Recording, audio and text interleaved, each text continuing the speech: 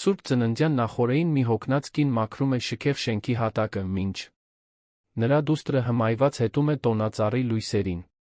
Չիմանալով այդ մասին, մի միայնակ գործարար տեսնում է տեսարանը, խորապես հուզվում է այդ քաղցրությունից, աղքատության մեջ։ Այն ժեստը, որ նա կատարում է հետո, փոխում է ոչ միայն այդ գիշերը, այլ երկուսի կյանքի ամբողջ ընթացքը։ Եթե այս պատմությունը ձեզ հետաքրքրեց, մի մոռացեք բաժանորդադրվել մեր ալիքին, ասել մեզ, թե որ քաղաքից եք մեզ դիտում։ Շարունակենք։ Խոստանում եմ, որ սա կլինի լավագույն պատմությունը, որը դուք երբեք կլսեք ձեր կյանքում։ Մարինեն հոգնած ձեռքը սահեցրեց քրտնած ճակատով, նայելով նոր փայլեցված նախասրահի հատակին իր աղավաղված արտացոլանքին։ Դեկտեմբերի 31-ն էր, գրեթե կեսգիշեր, իսկ նա դեռ այստեղ էր, ծնկաչոք մաքրում էր հյուսիսային պողոտայի ամենաշքեղ շենքի սառը իտալական մարմարե հատակը։ Ավետիսյան Invest-ի շենքը հայտնի էր իր վեհապանծ ճարտարապետությամբ, հայելային ապակիներով, որոնք արտացոլում էին Երանի երկինքը, մի նախասրահով, որն ավելի շատ հինգաստղանի հյուրանոցի ընդունարան էր հիշեցնում։ Ծնկները ցավում էին, մեջքն այրվում էր։ Ձեռքերը, որ կարմրել ու կոշտացել էին մաքրող միջոցների հետ, անընդհատ շփումից, հոգնածությունից դողում էին։ Մարինեն 32 տարեկան էր, բայց լոգարանի հայելին սովորաբար վերադարձնում էր առնվազն 10 տարով ավելի մեծ կնոջ կերպար։ Ոչ թե նա ժամանակ ուներ իրեն ուշադիր հայելու մեջ նայելու։ Առօրյան շքեղության հնարավորություն չէր տալիս, միայն գոյատելու։ Նախասրահի մյուս կողմում, տոնածառի մոտ դրված բեժ կաշվե բազմոցներից մեկին նստած, Իզաբելլան օդում թափահարում էր իր նիհար ոտքերը։ 5-ամյա աղջիկը հագել էր խունացած վարդագույն զգեստ, որի քղանցքները խնամքով կարկատված էին, մի զույգ սանդալներ, որոնք ամիսներ շարունակ արդեն փոքր էին նրա համար։ Բայց այդ պահին այդ ամենը նշանակություն չուներ։ Երեխայի շագանակագույն աչքերը փայլում էին, հարված զարդարված ծառի թարթող լույսերին, յուրաքանչյուր գունավոր գնդիկին, ճյուղերը զարդարող յուրաքանչյուր ոսկեգույն ժապավենին։ Մարինեն նայեց դստերը, սիրտը սեղմվեց։ Այս աղջիկը սրան արժանի չէր։ Արժանի չէր ամանորի նախօրեն անցկացնել, սպասելով, թե մայրը երբ կավարտի հերթափոխը, նստած սառը նախասրահում, քաղցած ու քնած։ Իզաբելլան պետք է տանը լիներ, հանգիստ քնած, երազում ձմեռ պապին տեսներ, առավոտյան արթնանար, նվերներ բացելու։ Բայց Մարինեի իրականությունը վարդագույն երազների մեջ չէր տեղավորվում։ Իրականությունը տեղավորվում էր ուշացած կոմունալ վճարումների, լույսի պարտքերի, վարձի ուշացման դատարկ սառնարանի մեջ, որը նրանց սպասում էր Շենգավիթի շրջանի իրենց մի սենյականոց տնակում։ Աշխատանքի ղեկավարն այդ երեկո մյուս բոլոր աշխատակիցներին շուտ էր բաց թողել։ Ի վերջո, ամանոր էր։ Բայց Մարինեն առաջարկել էր մնալ։ Լրացուցիչ հերթափոխը ամսվա վերջում մի քանի հավելյալ թղթադրամ էր նշանակում, նա խիստ կարիք ուներ յուրաքանչյուր լումայի։ Մտածել էր Իզաբելլային թողնել հարանուհու, տիկին Իրինայի մոտ, բայց տարեց կինն արդեն 3 թոռ էր պահում, Մարինեն չէր համարձակվել մեկ լավություն խնդրել։ Այդ պատճառով դստերն իր հետ էր բերել։ Իզաբելլան ամբողջ ընթացքում լուռ էր մնացել, ինչպես միշտ։ Հնազանդ աղջիկ, իր տարիքի համար չափազանց հասուն։ Երբեմն Մարինեն զգում էր, որ գողացել է սեփական դստեր մանկությունը։ Մինչ մյուս երեխաները խաղում էին, Իզաբելլան սովորում էր լռել, համբերել, սպասել։ Մարինեն ավելի ուժգին քսեց հատակի համառ բիծը։ Թաց լաթի ձայնը մարմարի վրա արձագանքում էր դատարկ նախասրահում։ Դրսում հյուսիսային պողոտան դեռ բանուկ էր։ Մեքենաներն արագ անցնում էին, մարդիկ վերադառնում էին վերջին րոպեի գնումներից, ամանորյա լույսերը զարդարում էին խանութների ցուցափեղկերը։ Բայց այդ շենքի ներսում միայն լռությունն էր, մաքրող միջոցի հոտը հոգնածությունը, որը ցեմենտի պարկի պես ծանրացել էր Մարինեի ուսերին։ Իզաբելլան մի փոքրիկ հորանջեց, Մարինեն սրտում ցավ զգաց։ Գրեթե կեսգիշեր էր, իսկ աղջիկն արթնացել էր առավոտյան ժամը 6-ին։ Պետք է շուտ գնային տուն։ Բայց Մարինեն դեռ պետք է մաքրեր 10-րդ հարկի սանհանգույցը, թաց լաթով սրբեր վթարային ելքի աստիճանները։ Եվս 1 ժամ, հաշվարկեց նա։ Գուցե 1.5 ժամ։ Աղջիկը վեր կացավ բազմոցից, քայլեց դեպի ծառը։ Ոտքի մատների վրա բարձրացավ, փորձելով հասնել մի կարմիր գնդիկի, որը կախված էր ցածր ճյուղից։ Մատիկները դիպան խաղալիքին, ստիպելով նրան ճոճվել արտացոլել գունավոր լույսերը։ Իզա ջան, մի դիպչիր, ցածրաձայն ասաց Մարինեն, առանց ձայնը բարձրացնելու։ Մեզ չի կարելի այստեղ իրերին դիպչել, հիշում ես։ Իզաբելլան անմիջապես հետ քաշեց ձեռքը, բայց շարունակեց նայել ծառին նույն փայլով աչքերում։ Մամա, չենք կարող ամանորն այստեղ անցկացնել, հարցրեց աղջիկը բարակ ու հոգնած ձայնով։ Մարինեի կոկորդում մի գունդ առաջացավ։ Ինչպե՞ս։ Այստեղ, կրկնեց նա, փորձելով ժամանակ շահել հասկանալու համար, թե ինչ նկատի ուներ դուստրը։ Հա, մամա։ Այստեղ ծառ կա, գեղեցիկ լույսեր կան, նույնիսկ ուտելիք կա։ Իզաբելլան մատնացույց արեց ընդունարանի գրասեղանի մոտի աղբամանը, որտեղ, Մարինեն գիտեր, կային խորտիկների մնացորդներ այն կորպորատիվից, որը տեղի էր ունեցել օրվա սկզբին։ Կարող էինք այստեղ մնալ։ Լավ կլիներ։ Աղջկա խոսքերը, որ ասվեցին այդքան անմեղությամբ, այդքան թեթությամբ, հարվածեցին Մարինեին ինչպես բռունցքով ստամոքսին։ Դուստրն առաջարկում էր ամանորն այնտեղ անցկացնել, արտրային շենքում, որովհետև տանը ոչինչ չկար։ Ոչ տոնածառ, ոչ տոնական սեղան, ոչ անգամ բավարար ուտելիք։ Մարինեն լաթը գցեց հատակին, դժվարությամբ ոտքի կանգնեց, հոդերը ցավում էին։ Քայլեց դեպի Իզաբելլան, ծնկի իջավ նրա դիմաց, նրբորեն բռնելով աղջկա նիհար ուսերից։ Իմ սեր, մենք շուտով տուն կգնանք։ Ու այնտեղ էլ գեղեցիկ կլինի, կտեսնես, ստեց Մարինեն, ստիպելով իրեն ժպտալ։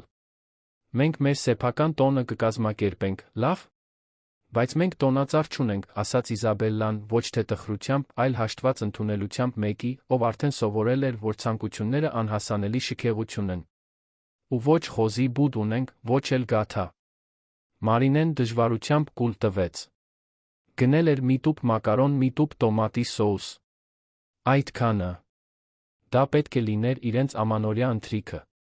Մտածել էր դրանով ինչ-որ յուրահատուկ բան պատրաստել, գուցե մի քանի ձու տապակել կողքին, բայց գիտեր, որ ոչ ոքի չէր խաբի։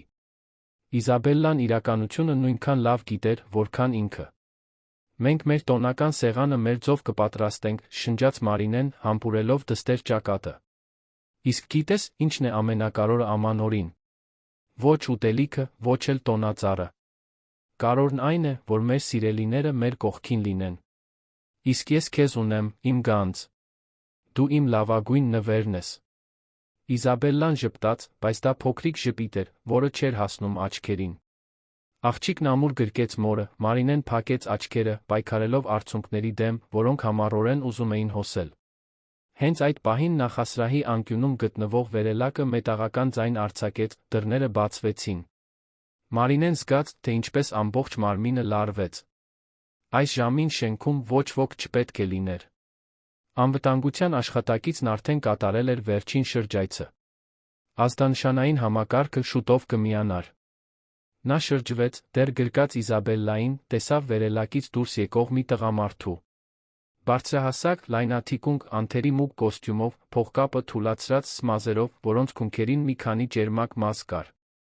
Նա ձեռքին բռնել էր շագանակագույն կաշվե պայուսակ, դեմքին հոգնած արտահայտություն ուներ։ Պետք է լիներ 40 անց, գուցե 50։ Դեմքն ուներ ընկծված գծեր, ուժեղ կզակ, բայց նրա աչքերում ինչ-որ սառնություն, հեռավորություն կար, կարծես միշտ այլ տեղում լիներ, նույնիսկ երբ ներկա էր։ Մարինեն արագ ոտքի կանգնեց, Իզաբելլային բնազդաբար իր հետում պահելով։ Ներողություն, պարոն, մենք արդեն գնում էինք, շտապ ասաց նա, ձայնը դողալով։ Միայն իրերս վերցնեմ ու… Տղամարդը ձեռքը բարձրացրեց, թեթ շարժումով նրան լռեցնելով։ Պետք չէ գնալ, ասաց նա խոր ու հանգիստ ձայնով։ Ես եմ մի պայուսակ մոռացել ու վերադարձել եմ վերցնելու։ Դուք այստեղ եք աշխատում։ Ես եմ աշխատում, այո, պարոն։ Մաքրուհի եմ։ Պարզապես հերթափոխ էի ավարտում, բացատրեց Մարինեն, փորձելով ձայնը հաստատուն պահել։ Սա դուստրս է, Իզաբելլան։ Ներողություն, որ նրան բերել եմ, բայց այսօր ամանորի նախօրե էր ու… Նա կարիք չունեցավ ավարտելու նախադասությունը։ Տղամարդը հայացքը Մարինեից տեղափոխեց Իզաբելլայի վրա, որը ամաչկոտ կերպով մոր հետից նայում էր։ Այդ հայացքում ինչ-որ տարօրինակ բան կար։ Նրա արտահայտության մեջ մի նուրբ փոփոխություն, կարծես վաղուց փակված դուռը մի փոքր ճեղքվածք տար։ Էդուարդ Ավետիսյանն այդ շենքի, այդ ընկերության, այդ ֆինանսական կայսրության սեփականատերն էր, որը գրասենյակներ ուներ Հայաստանի 5 մարզերում։ Նա ամեն ինչ ինքնուրույն էր կառուցել, առաջին մերժված բանկային վարկից մինչ այն հաջողությունը, որը նրան դասել էր Երանի ամենաազդեցիկ գործարարների շարքին։ Բայց հաջողությունը իր գինն ուներ։ Չափազանց բարձր գին։ Նա կորցրել էր իր կրտսեր եղբորը, Գաբրիելին, 10 տարի առաջ մեքենայի վթարից։ Գաբրիելն այն ամենն էր, ինչ Էդուարդը չէր։ Անկաշկանդ, երազկոտ, կյանքով լի։ Կորուստը կոտրել էր ինչ-որ բան Էդուարդի ներսում, մի բան, որն այլս երբեք չվերականգնվեց։ Դրանից հետո եղավ մի ամուսնություն, որը խորտակվեց, երբ նա իմացավ, որ կինը սիրավեպ ունի ընկերության գործընկերոջ հետ։ Դավաճանությունն այնքան էլ չցավեցրեց, որքան պետք է։ Իրականում, Էդուարդը հազիվ ինչ-որ բան զգաց։ Կարծես զգալու ունակությունը թաղվել էր Գաբրիելի հետ միասին։ Այդ ժամանակվանից Էդուարդը միայնակ էր ապրում սեփական շենքի ձեղնահարկում։ 300 քառակուսի մետր բնակարան, որը ձավորել էր հայտնի ճարտարապետ, քաղաքի համայնապատկերային տեսարանով։ Բայց բնակարանը սառն էր, դատարկ, մի տարածք, որտեղ նա գիշերները մի քանի ժամ էր քնում, իսկ մնացած ժամանակն աշխատում էր։ Ընկերներ չուներ։ Ընտանիք չուներ։ Ուներ միայն թվեր, ներդրումներ, հանդիպումներ, միայնություն, որը սովորել էր անտեսել։ Բայց այդ գիշեր, տեսնելով այդ հյուծված կնոջը ծնկաչոք իր նախասրահի հատակին, այդ փոքրիկ աղջկան, որը նայում էր տոնածառին հմայքի հաշտվածության խառնուրդով, ինչ-որ բան նրա ներսում սասանվեց։ Նա շենք չէր եկել ոչ մի պայուսակ վերցնելու։ Իրականում, իջել էր բնակարանից, որովհետև այլս չէր դիմանում լռությանը։ Իջել էր, որովհետև ամանոր էր, նա միայնակ էր, ինչպես միշտ, բայց այս անգամ միայնությունն ավելի ծանր էր, քան սովորաբար։ Եվ հիմա նա այստեղ էր, այդ տեսարանի առջ, որը կարծես ֆիլմից լիներ։ Մայրը պաշտպանում էր դստերը, երկուսն էլ նայում էին նրան հարգանքի վախի խառնուրդով։ Նա ուզում էր ինչ-որ բան ասել, բայց չգիտեր ինչ։ Այնքան երկար ժամանակ էր, ինչ նա իսկական մարդու հետ չէր խոսել, առանց բիզնեսի, պայմանագրերի, տոկոսների մասին խոսելու։ Դուք արդեն ընտրել եք, հանկարծ հարցրեց Էդուարդը, զարմացնելով ինքն իրեն։ Մարինեն թարթեց, շփոթված։ Ինչպե՞ս։ Արդեն ընտրել եք։ Այսօր երեկոյան որե բան կերել եք։ Մարինեն տատանվեց։ Մենք կուտենք, երբ տուն հասնենք, ստեց նա, բայց ձայնը չափազանց թույլ հնչեց համոզիչ լինելու համար։ Էդուարդը նորից նայեց Իզաբելլային։ Աղջիկն ուներ մեծ ու հոգնած աչքեր, նիհար դեմք, հին հագուստ։ Նա կարիք չուներ ավելին հարցնելու։ Ճշգրիտ գիտեր, թե ինչ էր նրանց սպասում, երբ տուն հասնեին։ Նույն բանը, որը չէր սպասում, ոչինչ։ Ես վերջին հարկում եմ ապրում, ասաց Էդուարդը, բութ մատով ցույց տալով առաստաղը։ Ուտելիք ունեմ մնացած մի տոնական սեղանից, որն ավելի շուտ էին բերել։ Պիտի ամբողջը դեն նետեի։ Եթե ուզում եք, կարող եք բարձրանալ ու մի բան ուտել։ Ի վերջո, ամանոր է։ Մարինեն քարացավ։ Նա չէր ճանաչում այդ մարդուն։ Գիտեր, որ նա կարևոր մարդ է, որ ընկերության սեփականատերն է, բայց երբեք նրա հետ չէր խոսել։ Իսկ հիմա նա իրեն ու դստերը հրավիրում էր իր բնակարան ընթրիքի։ Խենթություն էր թվում։ Վտանգավոր էր թվում։ Շատ շնորհակալ եմ, պարոն, բայց մենք պետք է գնանք։ Արդեն ուշ է ու…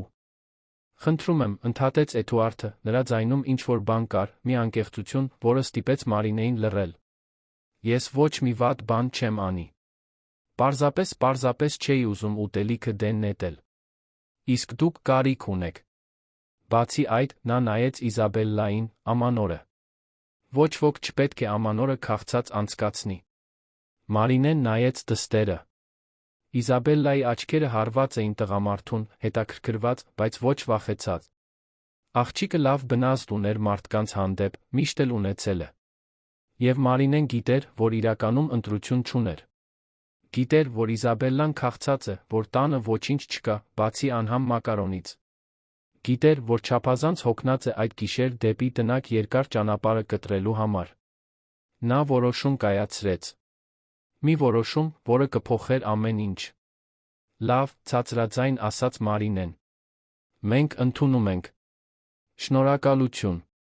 Էդուարդը տարօրինակ թեթություն զգաց, որը տարածվեց մարմնով։ Հրաշալի է։ Եկեք։ Նա վերադարձավ վերելակի մոտ, բաց պահեց դուռը, սպասելով։ Մարինեն բռնեց Իզաբելլայի ձեռքից, երկուսով հետեցին նրան, մտնելով արծաթագույն վերելակ, որն ուղիղ բարձրանում էր դեպի ձեղնահարկ։ Իզաբելլան ամուր սեղմեց մոր ձեռքը, բայց վախեցած չէր թվում։ Իրականում, մի փոքր ոգորված էր թվում։ Էդուարդը սեղմեց վերջին հարկի կոճակը։ Վերելակը լուռ բարձրացավ, միայն շարժիչի մեղմ ձայնն էր լսվում գործիքային երաժշտությունը, որը հնչում էր բարձրախոսներից։ Էդուարդը նայեց վերելակի հայելու մեջ նրանց երկուսի արտացոլանքին։ Մոր դեմքը լարված էր, նշանավորված անվստահությամբ, հոգնածությամբ։ Դստեր աչքերը լայն բացված էին, սպասումով լի։ Երբ դռները բացվեցին, Մարինեի շունչը քիչ մնաց կտրվեր։ Առջում բացված բնակարանը կարծես դեկորի ամսագրից լիներ։ Բաց գույնի փայտե հատակ, բարձր առաստաղ, տեսանելի հեծաններով, հսկայական հյուրասենյակ, սպիտակ բազմոցներով, ժամանակակից արվեստի գործեր, պատերին հատակից առաստաղ ձգվող ապակե պատուհան, որից բացվում էր լուսավորված հյուսիսային պողոտայի հիասքանչ տեսարանը։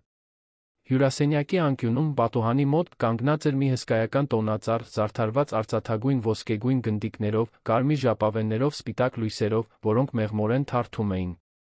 Ծառի տակ նվերներ չկային, բայց ծառն ինքնին ավելի գեղեցիկ էր, քան այն ամենը, ինչ Իզաբելլան երբե տեսել էր իր կյանքում։ Վայ, մամա, նայի, հիացմունքով շշնջաց Իզաբելլան։ Գեղեցիկ է, չէ՞ ջան, ասաց Մարինեն, իրեն լիովին օտար զգալով այդ միջավայրում։ Նա ամբողջ կյանքում շքեղ գրասենյակներ էր մաքրել, բայց երբեք այսպիսի տեղ չէր մտել։ Երբեք նրան չէին հրավիրել նստելու բազմոցին, դիպչելու իրերին, լինելու այնտեղ որպես մարդ, ոչ թե որպես անտեսանելի աշխատակից։ Հարմար տեղավորվեք, ասաց Էդուարդը, հանելով բաճկոնը գցելով աթոռի թիկնակին։ Ես ուտելիքը կտաքացնեմ։ Նստեք։ Մարինեն նստեց բազմոցներից մեկի ծայրին, Իզաբելլային գիրկն առնելով։ Աղջիկը չէր կարողանում դադարել նայել շուրջ բոլորը, աչքերը փայլում էին հմայքից։ Էդուարդը գնաց խոհանոց, մի ժամանակակից խոհանոց, մարմարե սեղանով չժանգոտվող պողպատից տեխնիկայով։ Բացեց սառնարանը, գտավ այն սկուտեղները, որոնք քեյթրինգի ընկերությունը թողել էր ավելի շուտ։ Նա ամբողջական տոնական սեղան էր պատվիրել, ավելի շատ պարտականությունից դրդված, քան ցանկությամբ։ Ի վերջո ամանոր էր, նա կարծում էր, որ գոնե տանը ուտելիք պետք է լինի, նույնիսկ եթե կիսելու մարդ չուներ։ Նա սկուտեղները դրեց ջեռոցում տաքանալու վերադարձավ հյուրասենյակ։ Մարինեն դեռ նույն տեղում էր նստած, լարված, կարծես սպասում էր, որ ամեն պահի ինչ-որ վատ բան տեղի կունենա։ Իզաբելլան, մյուս կողմից, իջել էր մոր գրկից մոտեցել ծառին, նայելով խաղալիքներին նույն հիացմունքի արտահայտությամբ։ Կարող ես դիպչել, եթե ուզում ես, ասաց Էդուարդը, աղջիկը զարմացած նայեց նրան։ Իսկապես կարող եմ, հարցրեց Իզաբելլան, ձայնը հույսով լի։ Կարող ես։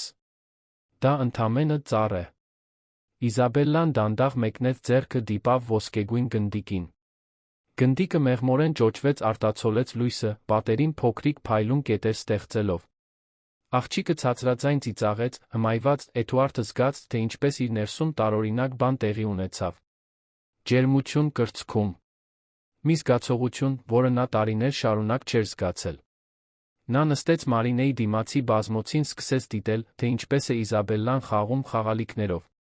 Աղջիկը նուրբ էր, զգույշ, կարծես գիտեր, որ դա թանկարժեք է, չէր ուզում ոչինչ փչացնել։ Անունդ ի՞նչ է, հարցրեց Էդուարդը։ Իզաբելլա, պատասխանեց աղջիկը, դեռ նայելով ծառին։ Բայց բոլորն ինձ Իզա են ասում։ Իզա։ Գեղեցիկ է։ Իսկ քանի՞։ Տարեկան ես։ 5։ Մարտին 6 կլրանա։ Իսկ դպրոց գնալ սիրում ես։ Լռություն տիրեց։ Իզաբելլան նայեց մորը, որը հայացքը փախցրեց։ Ես դեռ դպրոց չեմ գնում, ցածրաձայն ասաց աղջիկը։ Էդուարդը ճակատը կիտեց։ Ինչպես թե։ Մարինեն անհարմար շարժվեց բազմոցին։ Դեռ տեղ չեմ կարողացել գտնել նրա համար, ասաց նա, ձայնը ցածր ու ամոթով լի։ Մեր տան մոտի պետական դպրոցները լեփ-լեցուն են։ Նրա անունը հերթի մեջ եմ գրել, բայց դեռ չեն կանչել։ Էդուարդը ոչինչ չասաց, բայց մտովի նշում արեց։ 5-ամյա երեխա, որը պետք է դպրոցում լիներ, բայց չէր։ Եվս մեկ ապացույց այն դաժան իրականության, որին այդ երկուսը բախվում էին ամեն օր։ Ջեռոցի ժամանակաչափը ծնկած, Էդուարդը վեր կացավ։ Գնամ ուտելիքը բերեմ։ Նա վերադարձավ խոհանոց, պատրաստեց ափսեներ, տապակած խոզի բդի կտորներով, փլավով, բրնձով, մայրաքաղաքային աղցանով, գաթայի կտորներով։ Ամեն ինչ դրեց սկուտեղի վրա տարավ հյուրասենյակ, որտեղ ափսեները դասավորեց ապակե ճաշասեղանին։ «Եկեք ուտելու», ասաց նա։ Մարինեն Իզաբելլան մոտեցան սեղանին, կարծես տրանսի մեջ լինեին։ Այդ ուտելիքի, այդ խնջույքի տեսարանը մի բան էր, որը նրանք վաղուց չէին տեսել։ Մարինեն զգաց, որ աչքերը լցվում են, արագ թարթեց, փորձելով զսպել հուզմունքը։ Նրանք նստեցին, սկսեցին դանդաղ ուտել, վայելելով յուրաքանչյուր պատառը։ Էդուարդը նստեց նրանց հետ մի փոքր էլ ինքը կերավ, բայց ավելի շատ հետաքրքրված էր նրանց երկուսին դիտելով։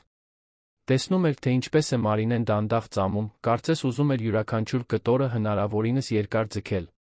Տեսնում էր, թե ինչպես է Իզաբելլան ժպտում յուրաքանչյուր կծելուց, կարծես աշխարհի լավագույն խնջույքն էր համտեսում։ «Համով է, մամա», ասաց Իզաբելլան, բերանը լիքը։ «Նախ ծամիր ջան», մեղմորեն նկատեց Մարինեն, բայց ինքն էլ էր ժպտում։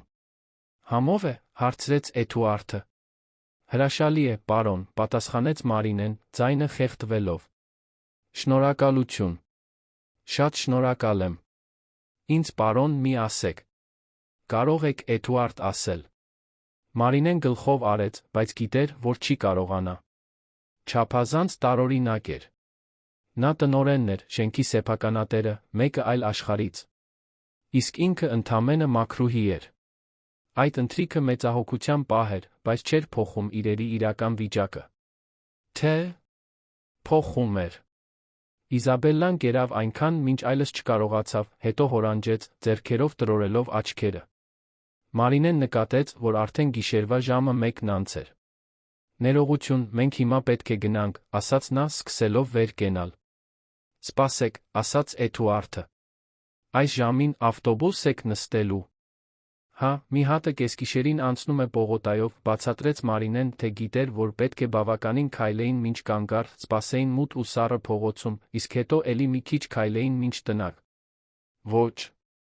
Ես վարորդ կկանչեմ, որ ձեզ տանի», ասաց Էդուարդը, արդեն վերցնելով հեռախոսը։ «Պետք չէ, պարոն, հեռու է», առարկեց Մարինեն։ «Կարոր չէ։ Ոչ ոք չպետք է այս ժամին փողոցում լինի, առավելս երեխայի հետ»։ Մինչ Մարինեն կհասցներ նորից առարկել, Էդուարդն արդեն զանգել խնդրել էր իր վստահելի վարորդներից մեկին գալ նրանց երկուսին վերցնելու տանելու այն հասցեով, որը նա կնշեր։ Մարինեն չգիտեր, շնորհակալություն հայտնի, թե ավելի շատ ամաչի։ Չափազանց շատ լավություն էր ընդունում մի անծանոթից։ Դա լավ չէր։ Բայց նայելով Իզաբելլային, քնած ու գող, զգաց, որ ճիշտ ընտրություն է կատարել։ Գոնե այդ գիշերվա համար դուստրն իսկական ամանոր էր ունեցել։ 15 րոպե անց դրան զանգը հնչեց։ Վարորդը հասել էր։ Էդուարդն ուղեկցեց նրանց մինչ վերելակ։ Մարինեն ամուր բռնեց Իզաբելլայի ձեռքը, կարծես վախենում էր, որ այդ ամենը ցանկացած պահի կանհետանա։ «Շնորհակալություն ամեն ինչի համար», ասաց Մարինեն, երբ վերելակը հասավ։ «Շատ բարի էիք»։ «Ոչինչ չարեցի», պատասխանեց Էդուարդը, դա ճիշտ էր։ Ոչինչ չէր արել։ Պարզապես ավելացած ուտելիք հասանելի մեքենա։ Բայց մինույն ժամանակ, թվում էր, թե շատ ավելին էր արել։ Թվում էր, թե դա ինչ-որ կարևոր բան էր, մի բան, որը նա չէր կարողանում անվանել։ Իզաբելլան մի պահ բաց թողեց մոր ձեռքը, վազեց դեպի Էդուարդը։ Ամուր գրկեց նրա ոտքը, դեմքը սեղմելով կոստյումի կտորին։ «Շնորհակալություն ընթրիքի համար», ասաց նա։ «Սա իմ կյանքի լավագույն ամանորն էր»։ Էդուարդը քարացավ։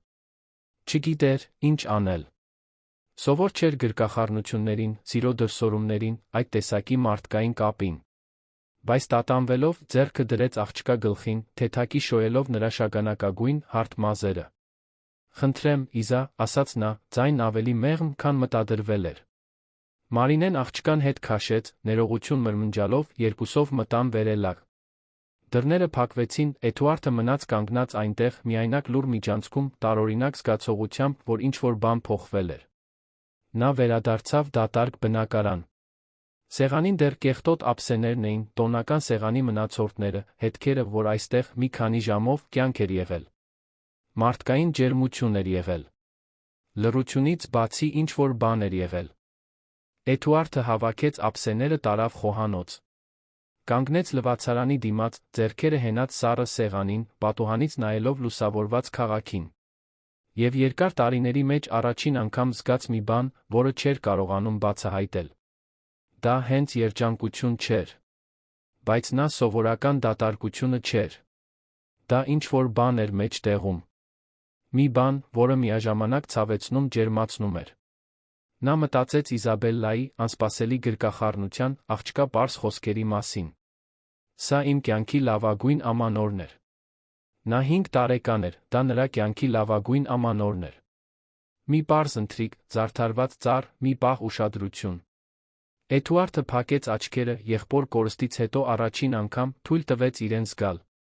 Թույլ տվեց իրեն հիշել, թե ինչպես է դա կապված լինել մեկի հետ։ Ինչպես է դա հոգ տանել։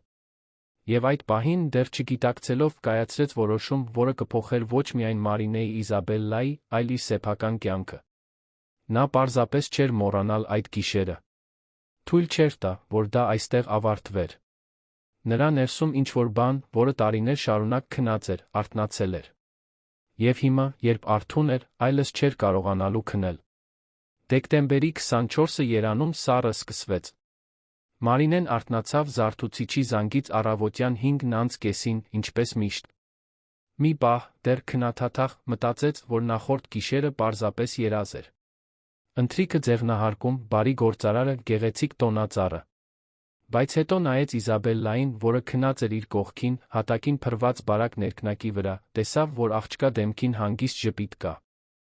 Երազ չէր։ Դա տեղի էր ունեցել։ Մարինեն դանդաղ վեր կացավ, փորձելով չարթնացնել դստերը։ Մի սենյականոց տնակը, որտեղ ապրում էին, մանր էր, նրբատախտակե պատերով, շիֆերի տանիքով ճաքճքած ցեմենտե հատակով։ Կար մի փոքր լվացարան, 2 այրիչով գազօջախ, հին սառնարան, որը շատ աղմուկ էր հանում, ներքնակը, որի վրա երկուսով քնում էին։ Դրսում կար ընդհանուր սանհանգույց, որը կիսում էին բակի մյուս 3 ընտանիքների հետ։ Դա շատ բան չէր։ Իրականում, գրեթե ոչինչ չէր։ Բայց դա այն էր, ինչ Մարինեն կարող էր իրեն թույլ տալ մաքրուհու աշխատավարձով։ Ամսական 70,000 դրամ, աշխատելով օրական 10-12 ժամ, շաբաթը 6 օր։ Հազիվ էր բավականացնում 30,000 դրամ վարձը, լույսի, ջրի վարձը, ուտելիքը ծածկելու համար։ Երբեք ոչինչ չէր ավելանում։ Միշտ ինչ-որ բան պակասում էր։ Մարինեն թույլ սուրճ պատրաստեց 2 կտոր հին հաց տաքացրեց թավայի մեջ։ Դա նախաճաշն էր։ Իզաբելլան արթնացավ հոտից տրորեց աչքերը, նստելով ներքնակի վրա։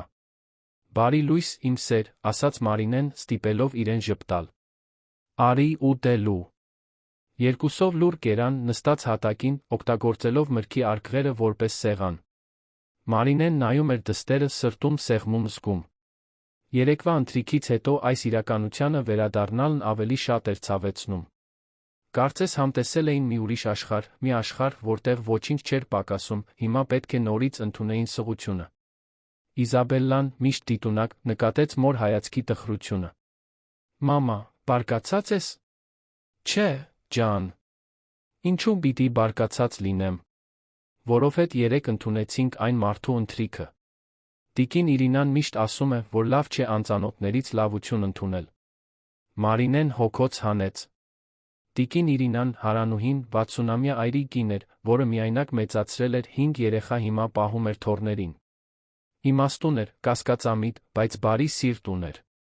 Եվ ճիշտ էր։ Լավություններ ընդունելը կարող էր պարտքեր, պարտավորություններ, սպասումներ ստեղծել։ Բայց Մարինեն չէր զղջում։ Չէր կարող զղջալ, տեսնելով դստերը երջանիկ, նույնիսկ եթե մի գիշերով։ Երբեմն մենք օգնություն ենք ընդունում, երբ կարիք ունենք, Իզա։ Իսկ մենք երեք կարիք ունեինք, բացատրեց Մարինեն։ Բայց դա չի նշանակում, որ էլի ենք խնդրելու, լավ։ Դա ընդամենը մեկ անգամ էր։ Լավ, մամա։ Բայց խորքում Մարինեն գիտեր, որ չի կարողանում դադարել մտածել այդ մարդու մասին։ Էդուարդ Ավետիսյան։ Նա բարի էր, բայց ինչ-որ ավելին կար։ Ինչ-որ բան նրա Իզաբելլային նայելուձի մեջ, կարծես տեսնում էր մի բան, որը խորապես հուզում էր նրան։ Մարինեն չգիտեր, ինչ էր դա, բայց զգում էր, որ դա պարզապես անցողիկ բարություն չէր։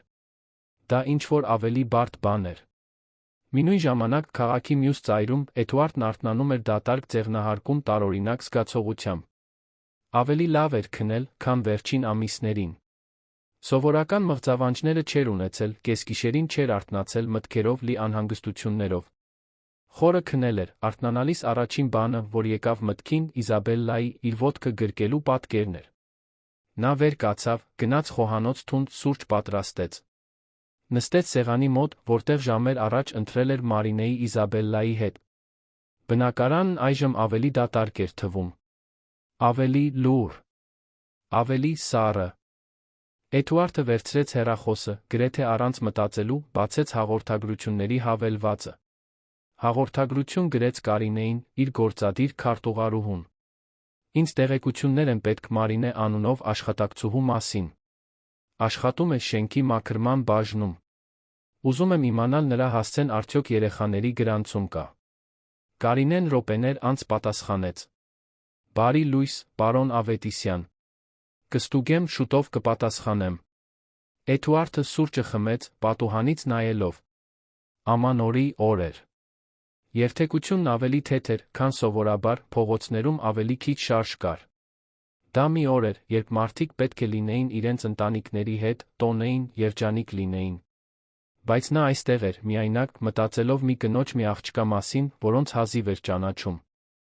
Ինչու էր նա հոգ տանում։ Իմաստ չուներ։ Նա կայսրություն էր կառուցել հենց այն պատճառով, որ պրագմատիկ էր, ռացիոնալ, որ թույլ չէր տալիս զգացմունքներին խանգարել որոշումներին։ Բայց այդ իրավիճակում ինչ-որ բան նրան անհանգստացնում էր։ Դա խղճահարություն չէր։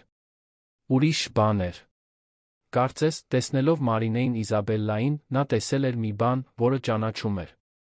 Մի բան, որը հիշեցնում էր իրեն։ Երբ Գաբրիելը դեռ կենդանի էր, Էդուարդն ուրիշ էր։ Ավելի թեթ։ Ավելի մարդկային։ Գաբրիելը 5 տարով փոքր էր, մագնիսական անհատականություն ուներ։ Զվարճալի էր, լավատես, միշտ տեսնում էր իրերի լավ կողմը։ Էդուարդը հոգ էր տանում նրա մասին, պաշտպանում էր նրան, փոխարենը ստանում էր այն լույսը, որը Գաբրիելը ճառագում էր։ Բայց Գաբրիելը գնացել էր։ Մայրուղով վարելիս, հանգստյան օրերի ուղղությունից վերադառնալիս, մի բեռնատար կորցրել էր կառավարումը մտել հանդիպակաց գոտի։ Գաբրիելը ժամանակ չէր ունեցել խուսափելու։ Կորուստն ակնթարթային էր։ Եվ դրա հետ Էդուարդը կորցրեց նա որե բան զգալու ցանկությունը։ Պատեր կառուցեց սրտի շուրջ։ Կենտրոնացավ աշխատանքի, թվերի, հաջողության վրա։ Եվ դա աշխատեց։ Ընկերությունն աճեց, փողը եկավ, իշխանությունը նույնպես։ Բայց միայնությունը միասին աճեց։ Եվ կամաց-կամաց Էդուարդը դարձավ իր իսկ սնամեջ տարբերակը։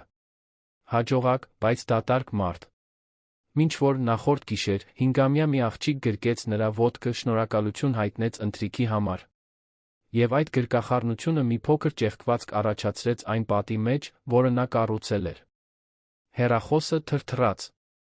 Կարինեն էր։ Գտա տվյալները, պարոն։ Մարինե Սարգսյան, 32 տարեկան, աշխատում է մեզ մոտ 8 ամիս։ Աշխատավարձը, ամսական 70,000 դրամ։ Գրանցված է մեկ դուստր, Իզաբելլա, 5 տարեկան։ Հասցե, Ծաղիկների փողոց, տուն 423, Շենգավիթի շրջան։ Հասցեն անօրինական կառուցապատման գոտում է։ Էդուարդը 2 անգամ կարդաց հաղորդագրությունը։ 70,000 դրամ։ Դա ավելի քիչ էր, քան նա ծախսում էր ռեստորաններում մեկ ընթրիքի վրա։ Դա ավելի քիչ էր, քան արժեր այն սուրճը, որը նա խմում էր ամեն օր։ Այդ կինը դուստր էր պահում ամսական 70,000 դրամով Երանում, Հայաստանի ամենաթանկ քաղաքներից մեկում։ Նա գիտեր, որ չպետք է խառնվի։ Գիտեր, որ դա կարող էր բարդացնել իրերը, սպասումներ ստեղծել, խնդիրներ առաջացնել։ Բայց բանականությունից ավելի ուժեղ մի բան կար, մի բան, որը նա չէր կարողանում անտեսել։ Մի ձայն իր ներսում, որն ասում էր. ինչ-որ բան արա։ Էդուարդն արագ հագնվեց։ Ջինսետ աբատ, պոլո շապիկ, սպորտային կոշիկներ։ Վերցրեց մեքենայի բանալիները, իջավ շենքի ավտոտնակ։ Պահեստավորված տեղում կայանված էր Ս Մերսեդես, բայց այսօր շքեղ մեքենայի օր չէր։ Վերցրեց ամենահամեստ ամենագնացը, որ ուներ, դուրս եկավ Երանի դեռ դատարկ փողոցներ։ Մի քանի րոպե աննպատակ վարեց, մտածելով. ինչ էր անելու։ Չէր կարող պարզապես հայտնվել Մարինեի տանը։ Դա կլիներ ներխուժում, տարօրինակ։ Բայց մի նույն ժամանակ զգում էր, որ պետք է ինչ-որ բան անի։ Ինչ-որ կոնկրետ բան։ Անցավ մի խաղալիքների խանութի մոտով, որը հրաշքով բաց էր նույնիսկ ամանորի օրը։ Կայանեց մտավ։ Խանութը փոքր էր, բայց լավ կազմակերպված, դարակները լի տիկնիկներով, մեքենաներով, խաղերով։ Էդուարդը շուրջը նայեց, չիմանալով, թե կոնկրետ ինչ է փնտրում։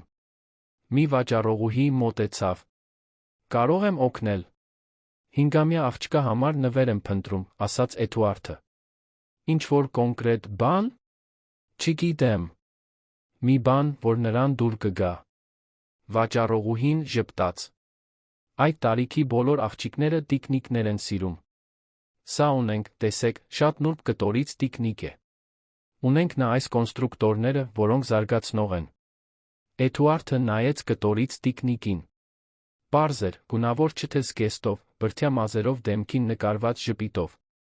Խանութի ամենաթանկ կամ ամենաժամանակակից տիկնիկը չէր։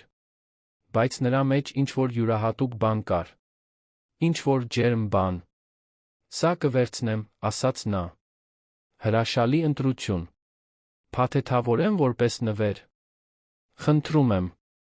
Մինչ վաճառողուհին տիկնիկը փաթեթավորում էր գունավոր թղթով, Էդուարդը աճող անհանգստություն զգաց։ Ինչ էր նա անում։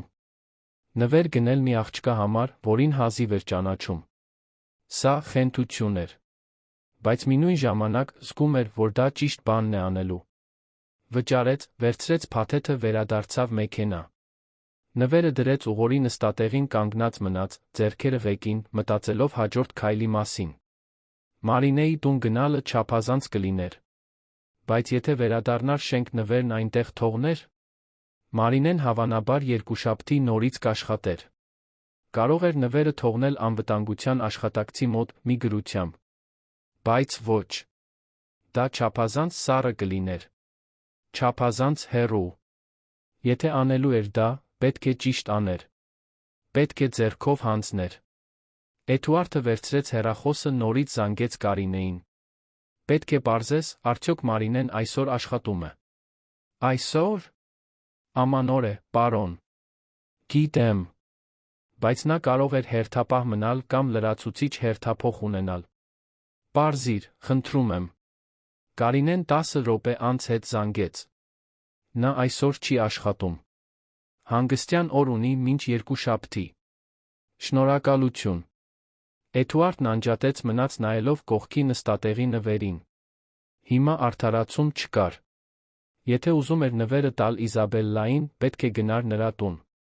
Պետք է ներխուժեր այդ տարածք, այդ անձնական կյանք։ Բայց ինչ-որ բան նրա ներսում, այն համար ձայնը, ասում էր. Գնա։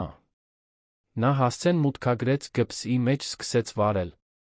Դուրս եկավ հյուսիսային պողոտայի հարուստ թաղամասից, անցավ մայրուղով, կտրեց կամուրջը, մտավ Շենգավիթի շրջան։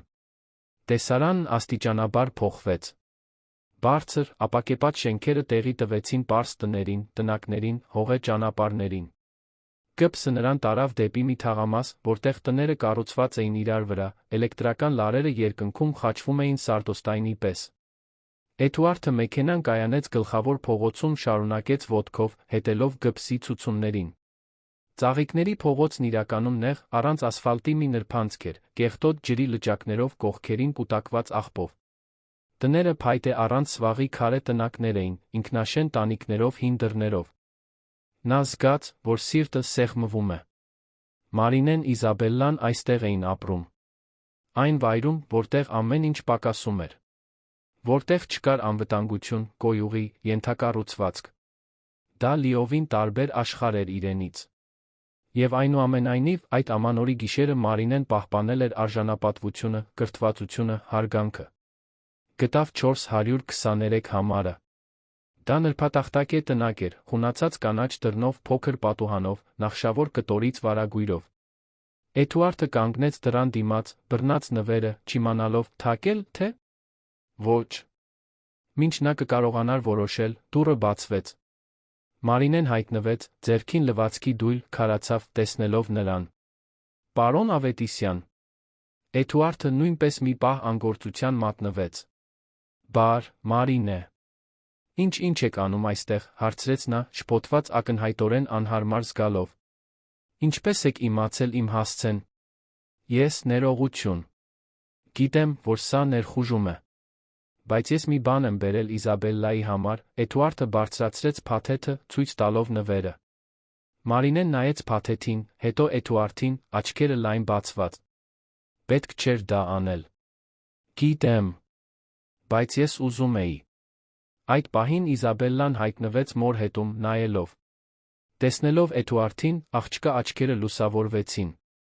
Ընթրիքի մարդն է, ոգորված բացականչեց նա։ Էդուարդը ժպտաց։ Բար, Իզա։ Մի բան եմ բերել քեզ համար, նա մեկնեց նվերը։ Իզաբելլան նայեց մորը, թույլտվություն խնդրելով։ Մարինեն երկմտում էր։ Դա ընդունելը սահման անցնել էր։ Դա մի գիշերվա բարությունը վերածել էր ավելի մեծ բանի։ Բայց ինչպես մերժել դստերը։ Ինչպես ասել ոչ, երբ Իզաբելլան արդեն այդ փայլն ուներ աչքերում։ Լավ, կարող ես վերցնել, ցածրաձայն ասաց Մարինեն։ Իզաբելլան զգուշությամբ վերցրեց փաթեթը, կարծես դա աշխարհի ամենաթանկ բանը լիներ։ Դանդաղ բացեց, նրբորեն պատռելով թուղթը, երբ տեսավ կտորից տիկնիկը, ուրախության ճիչ արձակեց։ Տիկնիկ։ Մամա, նայի, տիկնիկ։ Մարինեն զգաց, որ աչքերը լցվում են արցունքներով։ Նա երբեք չէր կարողացել դստեր համար տիկնիկ գնել։ Երբեք դրա համար գումար չէր ավելացել։ Եվ հիմա, այստեղ էր այդ մարդը, գրեթե անծանոթ, տալիս էր Իզաբելլային այն, ինչ ինքը երբեք չէր կարողացել տալ։ Իզաբելլան ամուր գրկեց տիկնիկը, հետո վազեց դեպի Էդուարդը, նորից գրկելով նրա ոտքը, ինչպես արել էր նախորդ գիշեր։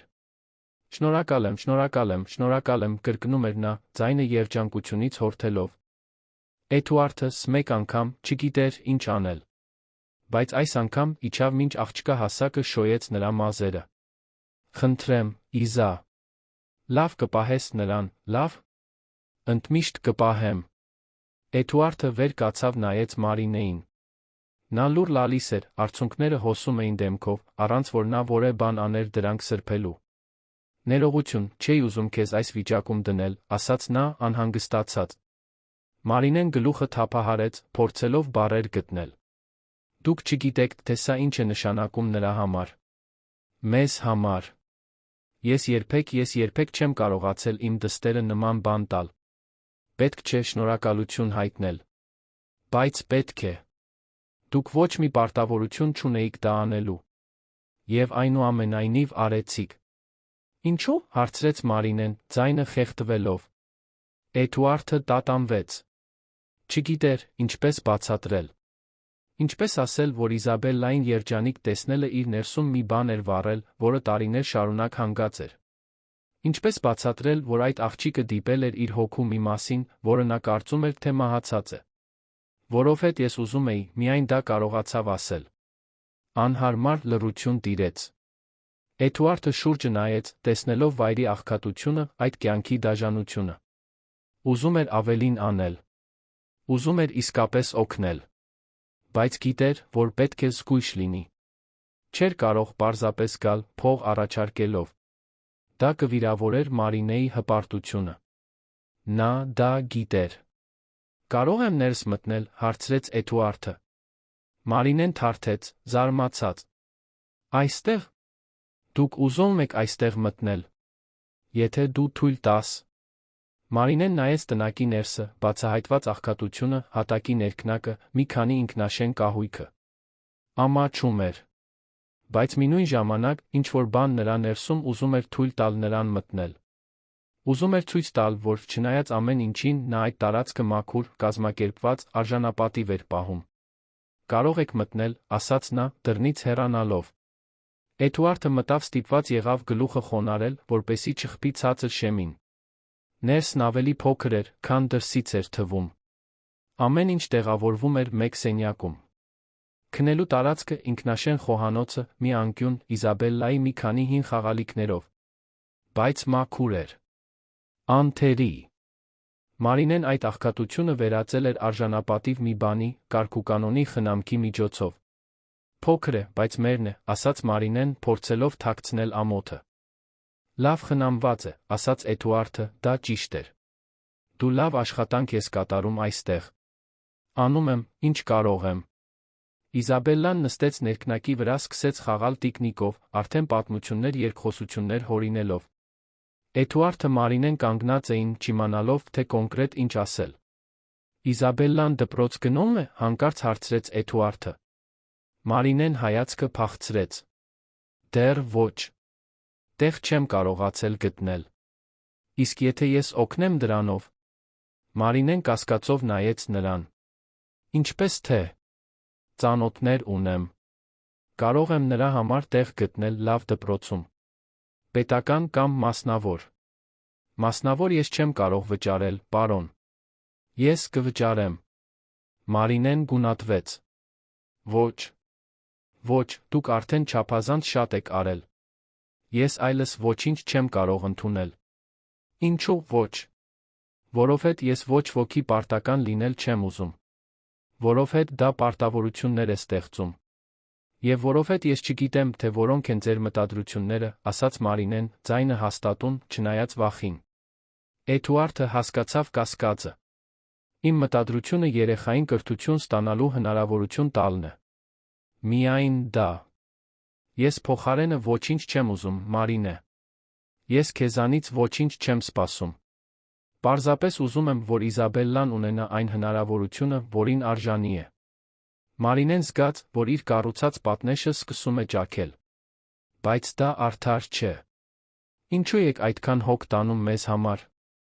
Մենք ձեզ համար ոչ ոք ենք։ Դուք ոչ ոք չեք, ասաց Էդուարդը, նրա ձայնում մի ինտենսիվություն կար, որը Մարինեն երբեք չէր լսել։ Դուք կարոր եք։ Չգիտեմ ինչպես բացատրել, թե ինչու։ Բայց կարոր եք։ Մարինեն լուռ մնաց, մտածելով դրա մասին։ Նրա խոսքերում անկեղծություն կար։ Կարող էր զգալ։ Բայց այնուամենայնիվ, դա սարսափելի էր։ Վտանգավոր էր կախված լինել մեկի բարությունից։ Կյանքը նրան սովորեցրել էր, որ մարդիկ լավություններ անում են, փոխարենը ինչ-որ բան սպասելով։ Միշտ։ Ես պետք է մտածեմ, միայն դա ասաց նա։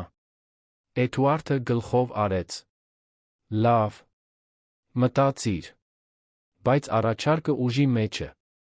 Նաս մի քանի րոպե մնաց, խաղաց Իզաբելլայի հետ, հարցեր տվեց տիկնիկի մասին, լսեց աղջկա հորինած պատմությունները։ Եվ կամաց-կամաց Մարինեն թուլացավ։ Սկսեց հասկանալ, որ նա երկրորդ մտադրություններ չուներ։ Կամ գոնե ոչ այն երկրորդ մտադրությունները, որոնցից նա վախենում էր։ Երբ Էդուարդը վերջապես հրաժեշտ տվեց գնաց, Մարինեն կանգնած մնաց դռան մոտ, նայելով, թե ինչպես է նա քայլում նրբանցքով դեպի մեքենան։ Իզաբելլան ներսում էր, գրկած տիկնիկը, ցածրաձայն երգելով։ Մարինեն փակեց դուռը, ճակատը հենեց փայտին, խորը շունչ քաշելով։ Ինչ էր կատարվում։ Ո՞վ էր այդ մարդը։ Ինչու էր նա հոգ տանում։ Եվ ամենակարևորը, ինչ պետք է նա աներ։ Պատասխաններ չուներ։ Բայց երկար տարիների մեջ առաջին անգամ Մարինեն զգաց մի բան, որը մոռացել էր, թե ինչ է։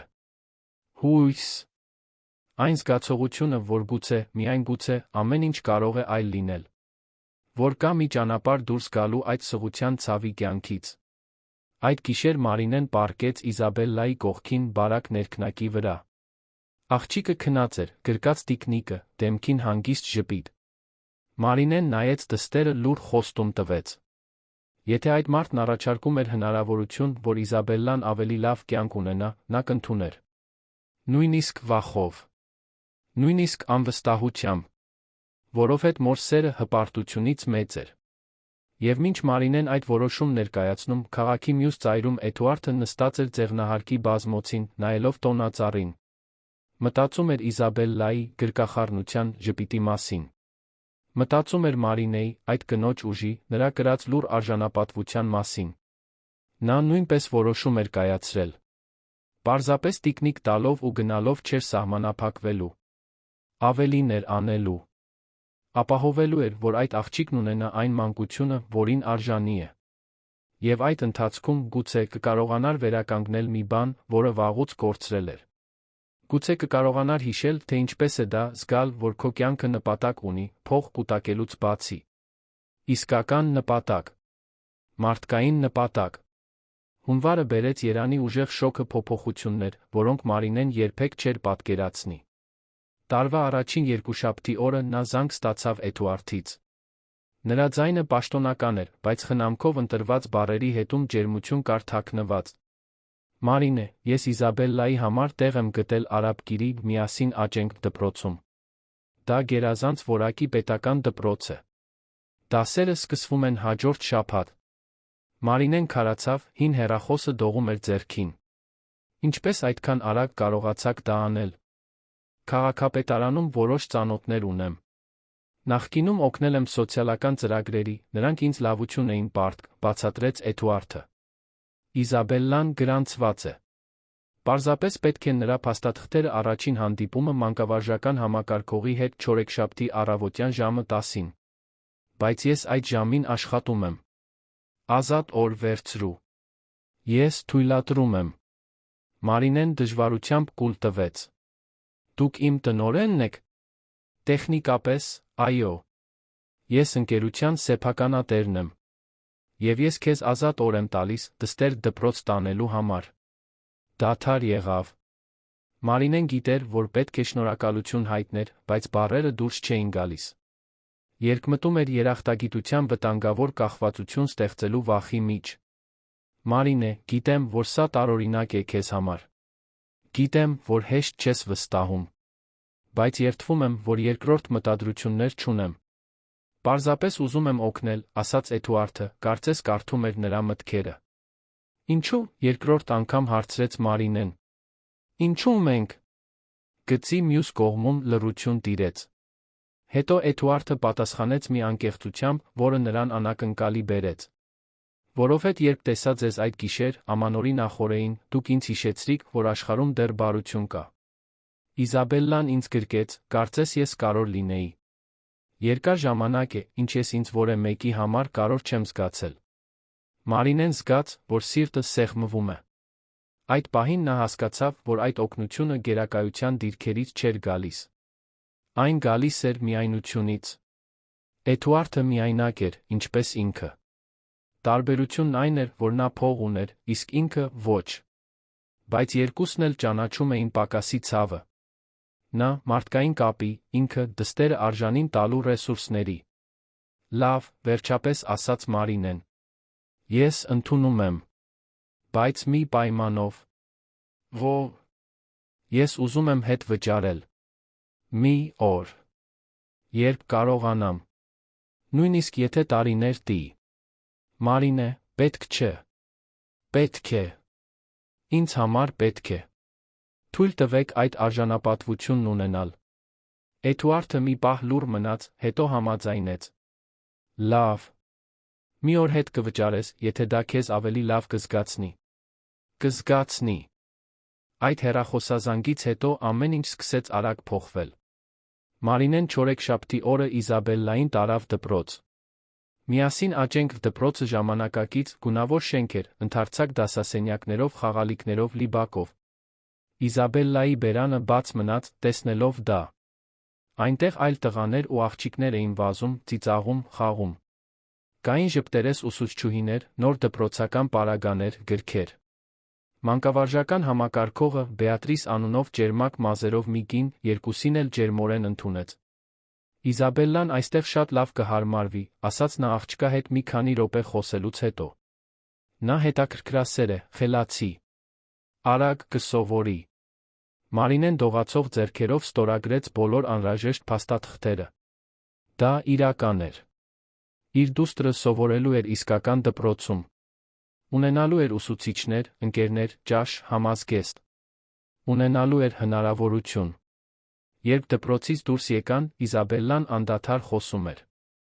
Մամա, տեսա՞ր դասասենյակները։ Իսկ գրքերը։ Ու խաղահրապարակ կա։ Կարող եմ խաղահրապարակում խաղալ։ Կարող ես, ջան։ Ամեն ինչով կարող ես խաղալ։ Այդ գիշեր Մարինեն չկարողացավ քնել։ Արթուն մնաց, նայելով Իզաբելլային, որը քնած էր, գրկած Էդուարդի տված կտորից տիկնիկը։ Նրա մի մասը դեռ վախենում էր։ Վախենում էր, որ դա անցողիկ է։ Վախենում էր, որ Էդուարդը նրանց կյանքից կանհետանա նույնքան արագ, որքան հայտնվել էր։ Բայց մյուս մասը, մի մաս, որը սկսում էր աճել, թույլ էր տալիս իրեն հավատալ։ Հավատալ, որ լավ բաներ կարող են պատահել։ Որ ամեն ինչ պայքար ու ցավ չէ։ Հաջորդ շաբաթ Իզաբելլան սկսեց դասերը։ Մարինեն նրան ամեն օր ավտոբուսով էր տանում, գրեթե 2 ժամ տողությամբ ճանապարհ գնալ-գալու համար։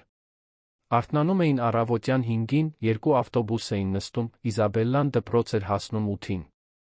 Օրվա վերջում Մարինեն աղջկան վերցնում էր երեկոյան 5-ին հետդարձի ճանապարհն էին անցնում։ Հոգնեցուցիչ էր, բայց արժեր։ Իզաբելլան փայլում էր։ Տուն էր գալիս, պատմելով դասերի, նոր ընկերների, զբաղմունքների մասին։ Էդուարդը նորից հայտնվեց հունվարի 3-րդ շաբաթը։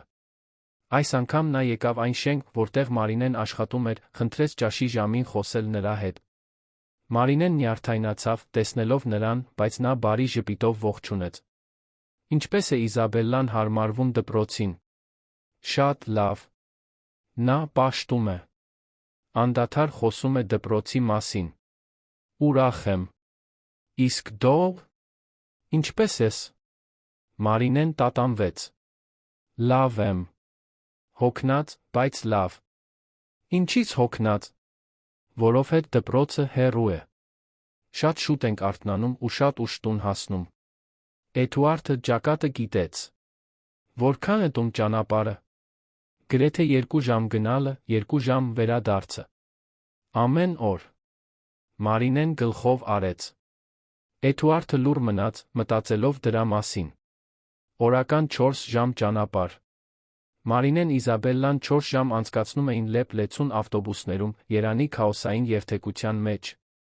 Իսկ Մարինեն դեռ օրական 10 ժամ աշխատում էր։ Այդպես չէր լինի։ Դա նրան կսպաներ հոգնածությունից։ Մարինե, ես քեզ առաջարկ ունեմ անելու, մի պահ անց ասաց Էդուարդը։ Ինչ առաջարկ։ Ինձ գրասենյակում նոր ընդունարանի աշխատակից է պետք։ Նա, ով հիմա աշխատում է, տեղափոխվում է այլ մարզ։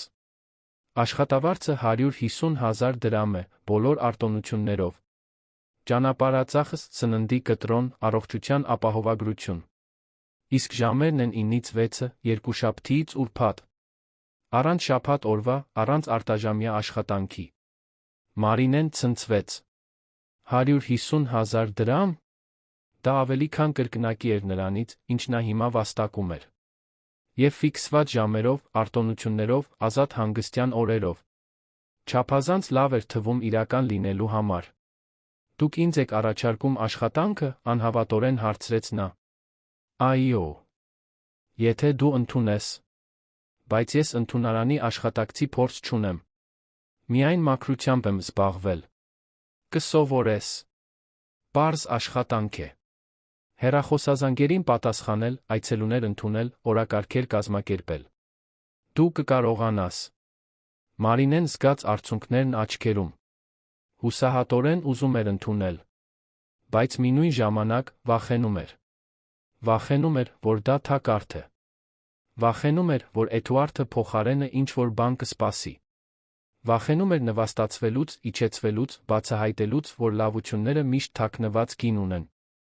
Ինչու եք դա անում, հարցրեց նա, ձայնը խեղդվելով։ Ինչու եք ինձ այդքան օգնում։ Էդուարդը նայեց նրա աչքերին։ Որովհետև կարող եմ։ Որովհետև ուզում եմ։ Եվ որովհետև դու արժանի ես, Մարինե։ Դու քրտնաջան աշխատում ես, միայնակ խնամում ես դստեր, պահպանում ես արժանապատվությունը, նույնիսկ երբ ամեն ինչ դժվար է։ Դու արժանի ես ավելի լավ ապրելու հնարավորություն ունենալու։ Իսկ փոխարեն ինչ եք ուզում։ Ոչինչ։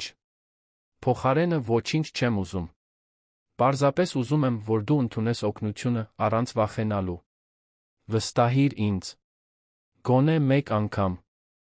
Մարինեն փակեց աչքերը, խորը շունչ քաշելով։ Այդ մարդը փոխում էր իր Իզաբելլայի կյանքը։ Առաջարկում էր բաներ, որոնք նա երբեք չէր պատկերացրել, որ կունենա։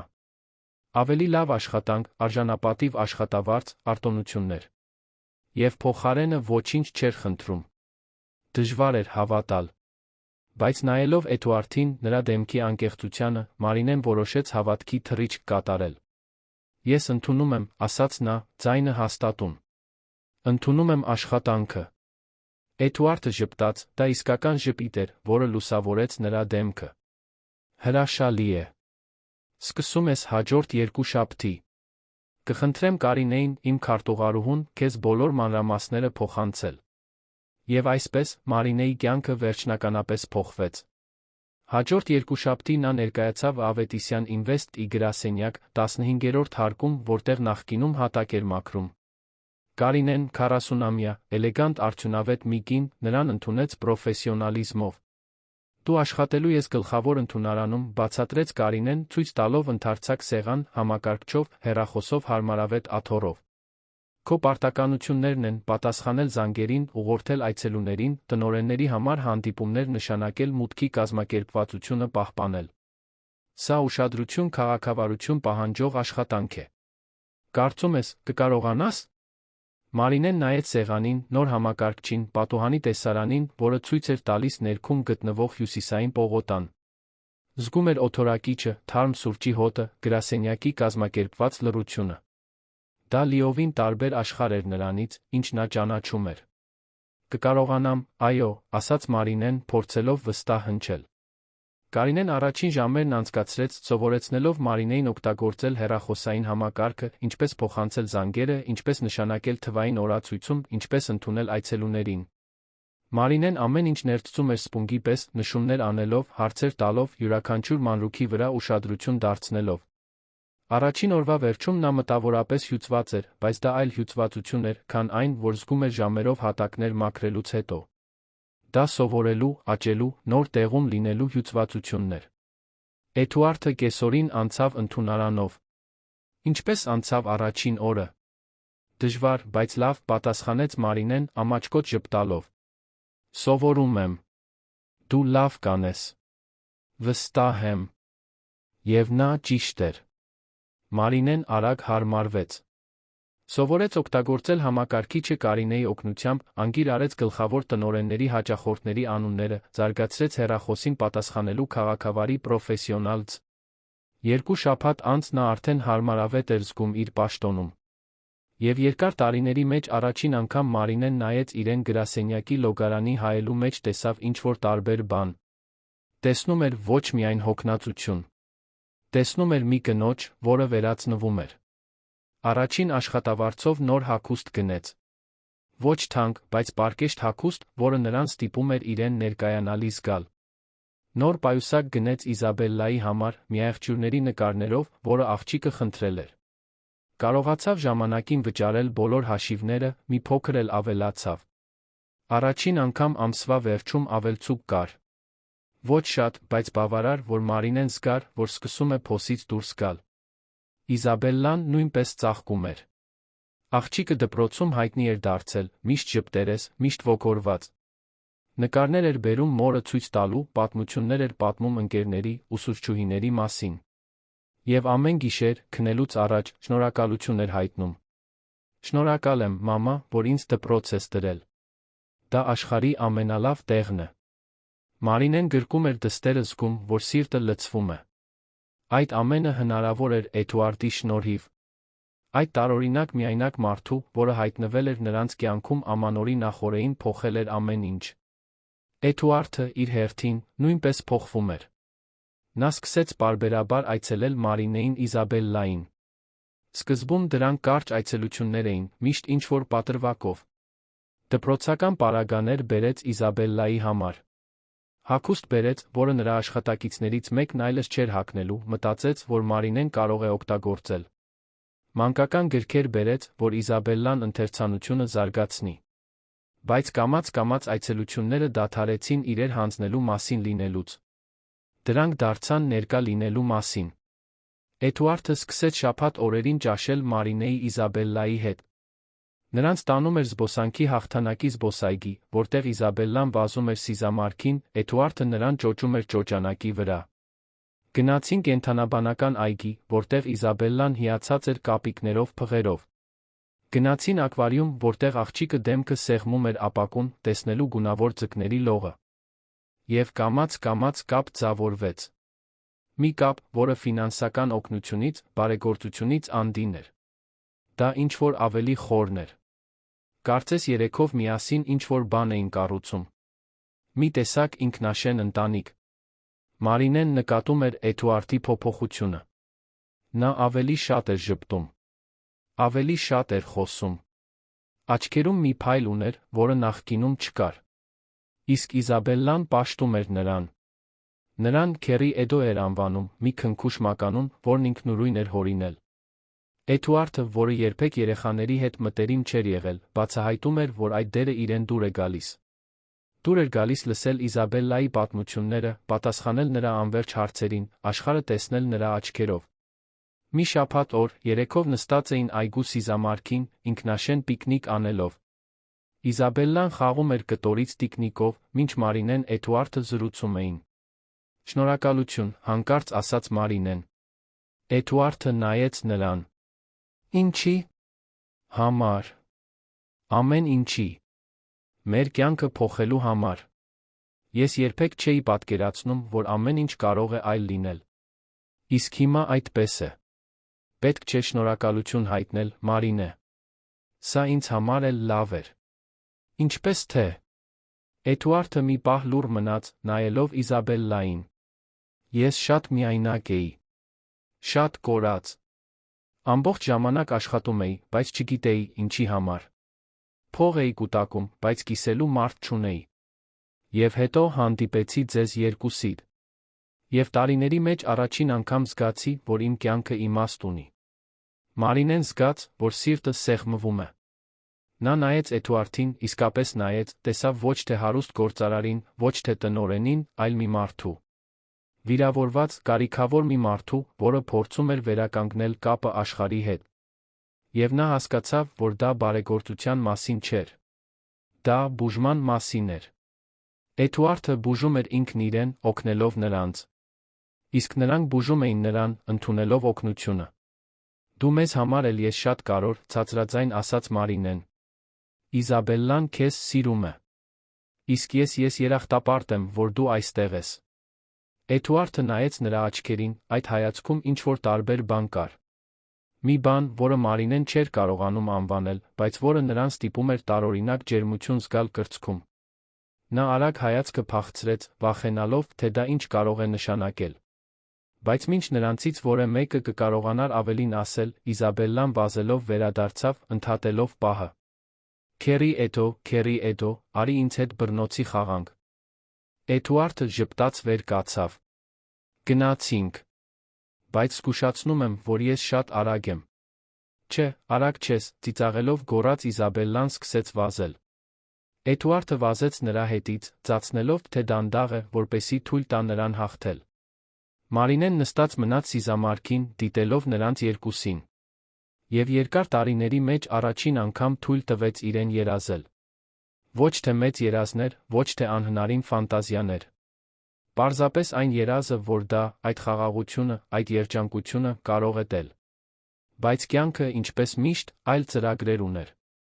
Մարտի վերջին, երբ ամեն ինչ վերջապես կայուն էր թվում, երբ Մարինեն սովորել էր նոր աշխատանքին, երբ Իզաբելլան երջանիկ էր դպրոցում, երբ երեքի միջ կապը ամուր էր, անցյալից մի սպառնալիք հայտնվեց։ Մարինեն աշխատում էր ընդունարանում, երբ անձնական հեռախոսին զանգ ստացավ։ Անծանոթ համար էր։ Նա տատանվելով պատասխանեց. Ալո։ Մարինե։ Ես եմ։ Քո զարմիկ Ռուբենը։ Մարինեն զգաց, որ արյունը սառչում է։ Ռուբեն։ Հեռավոր զարմիկը, որին նա գրեթե 7 տարի չէր տեսել։ Խնդրահարույց զարմիկը, որը անհետացել էր ընտանիքից մի շարք խառնաշփոթներից հետո։ Զարմիկը, որը երբեք չէր մտահոգվել ոչ իր, ոչ էլ Իզաբելլայի համար։ Ռուբեն, ասաց նա, ձայնը լարված։ Ինչ ես ուզում։ Լսել եմ, որ հիմա լավ ես ապրում։ Որ շքեղ գրասենյակում ես աշխատում, որ դուստրդ մասնավոր դպրոցում է։ Ո՞վ է քեզ դա ասել։ Իմ ծանոթներն ունեմ։ Եվ նա լսել եմ, որ հարուստ տղամարդու հետ ես կապված։ Գործարարի։ Մարինեն փակեց աչքերը։ Ինչ որ մեկը տեսել էր իրեն Էդուարդի հետ։ Ինչ որ մեկը ասել էր Ռուբենին։ Եվ հիմա նա զանգում էր։ Եվ դա լավ նորություն չէր։ Ես ոչ ոքի հետ կապված չեմ։ Նա պարզապես ընկեր է, որն ինձ օգնում է։ Ընկեր, Ռուբենը չոր ծիծաղեց։ Հարուստ տղամարդը ոչ ոքի ձրի չի օգնում, Մարինե։ Նա ինչ որ բան է ուզում։ Եվ ես անհանգստացած եմ Իզաբելլայի համար։ Երեխան չպետք է նման իրավիճակում լինի։ Ինչ իրավիճակ։ Ոչ մի իրավիճակ չկա։ Կա։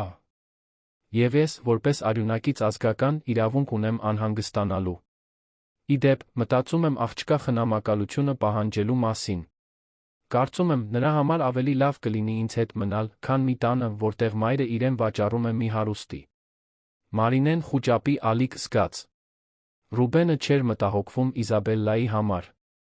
Երբեք չէր մտահոգվել։ Նա միայն փող էր ուզում։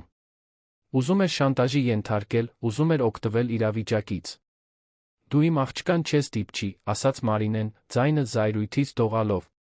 Կտեսնենք, թե արդարադատությունն ինչ կասի դրա մասին, պատասխանեց Ռուբենը, անջատելուց առաջ։ Մարինեն քարացած մնաց, հեռախոսը դեռ ձեռքին։ Դա չէր կարող տեղի ունենալ։ Ոչ հիմա։ Ոչ այն ժամանակ, երբ ամեն ինչ վերջապես լավանում էր։ Բայց տեղի էր ունենում։ Եվ նա պետք է ասեր Էդուարդին։ Օգնության կարիք ուներ։ Որովհետև միայնակ, առանց փաստաբանի համար գումարի, առանց օրենքների իմացության, նա չէր կարողանալու պայքարել Ռուբենի դեմ։ Այդ գիշեր Մարինեն զանգեց Էդուարդին, պատմեց ամեն ինչ։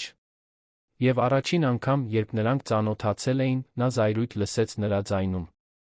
Նա Իզաբելլային քեզանից չի խլի։ Ես թույլ չեմ տա։ Ռուբենի զանգին հաջորդած օրերը ամենադժվարն էին, որոնց Մարինեն բախվել էր Էդուարդին հանդիպելուց ի վեր։ Սպառնալիքը մութ ամպի պես կախված էր նրա գլխին, խլելով քունը, փախցնելով ախորժակը, խաղաղության յուրաքանչյուր պահը վերածելով անհանգստության։ Իզաբելլան նկատեց, որ ինչ-որ բան այն չէ, անընդհատ հարցնում էր, թե արդյոք մայրը հիվանդ է։ Մարինեն ստում էր, ասելով, որ պարզապես հոգնած է, բայց աղջիկը գիտեր։ Երեխաները միշտ գիտեն։ Էդուարդը ժամանակ չկորցրեց։ Մարինեի զանգից հաջորդ առավոտ նա զանգահարեց Ռոբերտ Մելիքյանին, Երանի լավագույն ընտանեկան իրավաբաններից մեկին։ Ռոբերտը 50-ամյա, ջաղատ, ցածրահասակ տղամարդ էր, բայց մի ներկայությամբ, որը լցնում էր ցանկացած սենյակ։ Նա ուներ հաստատուն ձայն խոսելու ուղիղց, որը վստահություն էր ներշնչում։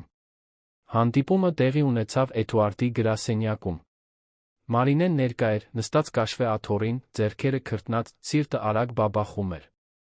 Ռոբերտը ուշադրությամբ լսեց ամբողջ պատմությունը, երբեմն նշումներ անելով դեղին նոթատետրում։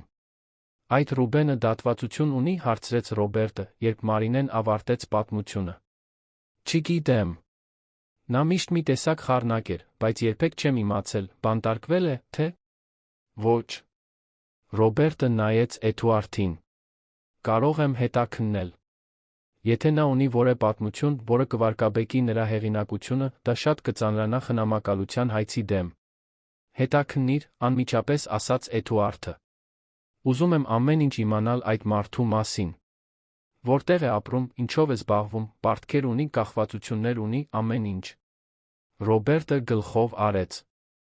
Ինձ նա պետք կլինեն Մարինեի փաստաթղթերը։ Եկամտի, հասցեի ապացույց, Իզաբելլայի դպրոցի գրանցումները։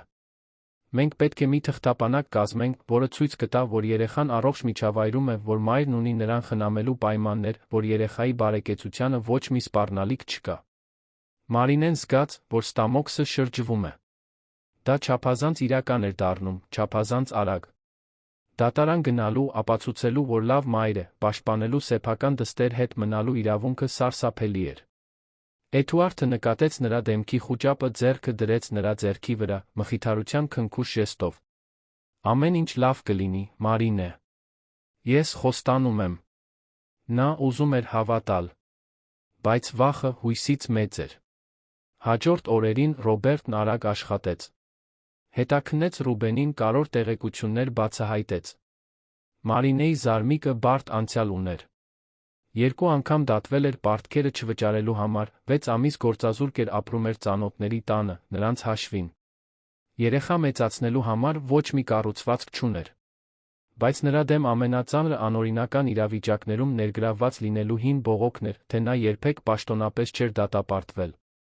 Այս տեղեկություններով Ռոբերտը ամուր պաշտպանություն կառուցեց։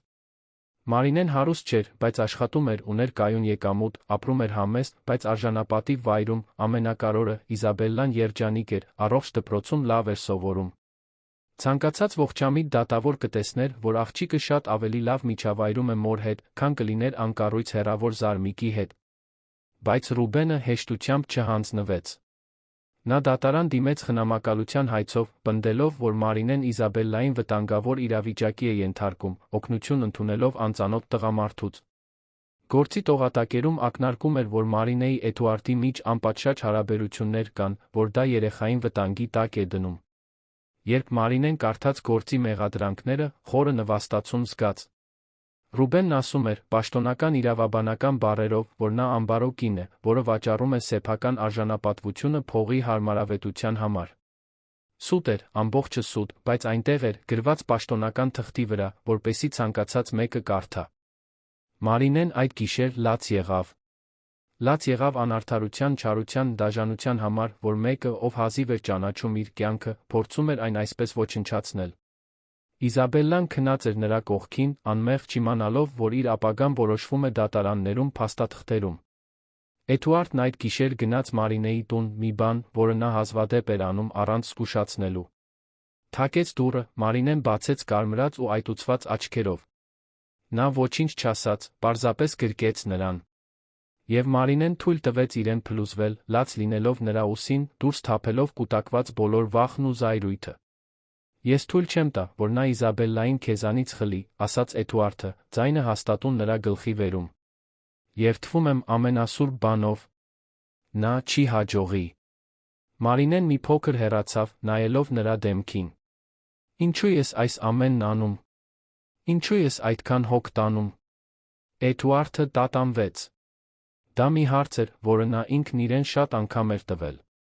Սկզբում մտածել էր, որ դա պարզապես բարություն է, պարզապես կարիքավոր մեկին օգնելու ցանկություն։ Բայց ամիսների ընթացքում հասկացել էր, որ դա շատ ավելին է։ Դա ինչ-որ բանի պատկանելու մասին էր։ Առավոտյան արթնանալու պատճառ ունենալու մասին էր։ Սիրո մասին էր։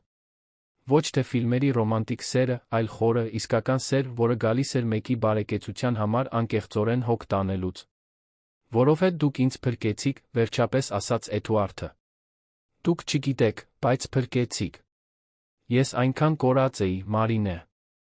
Այնքան դատարկ։ Եվ հետո հանդիպեցի քեզ Իզաբելլային, դուք ինձ ապրելու պատճառ տվեցիք։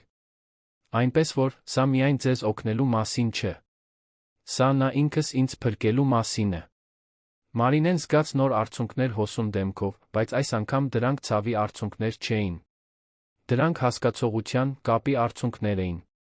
Նա ամուր բռնեց Էդուարդի ձեռքը։ Մենք տարօրինակ ընտանիք ենք, չէ՞։ Այո։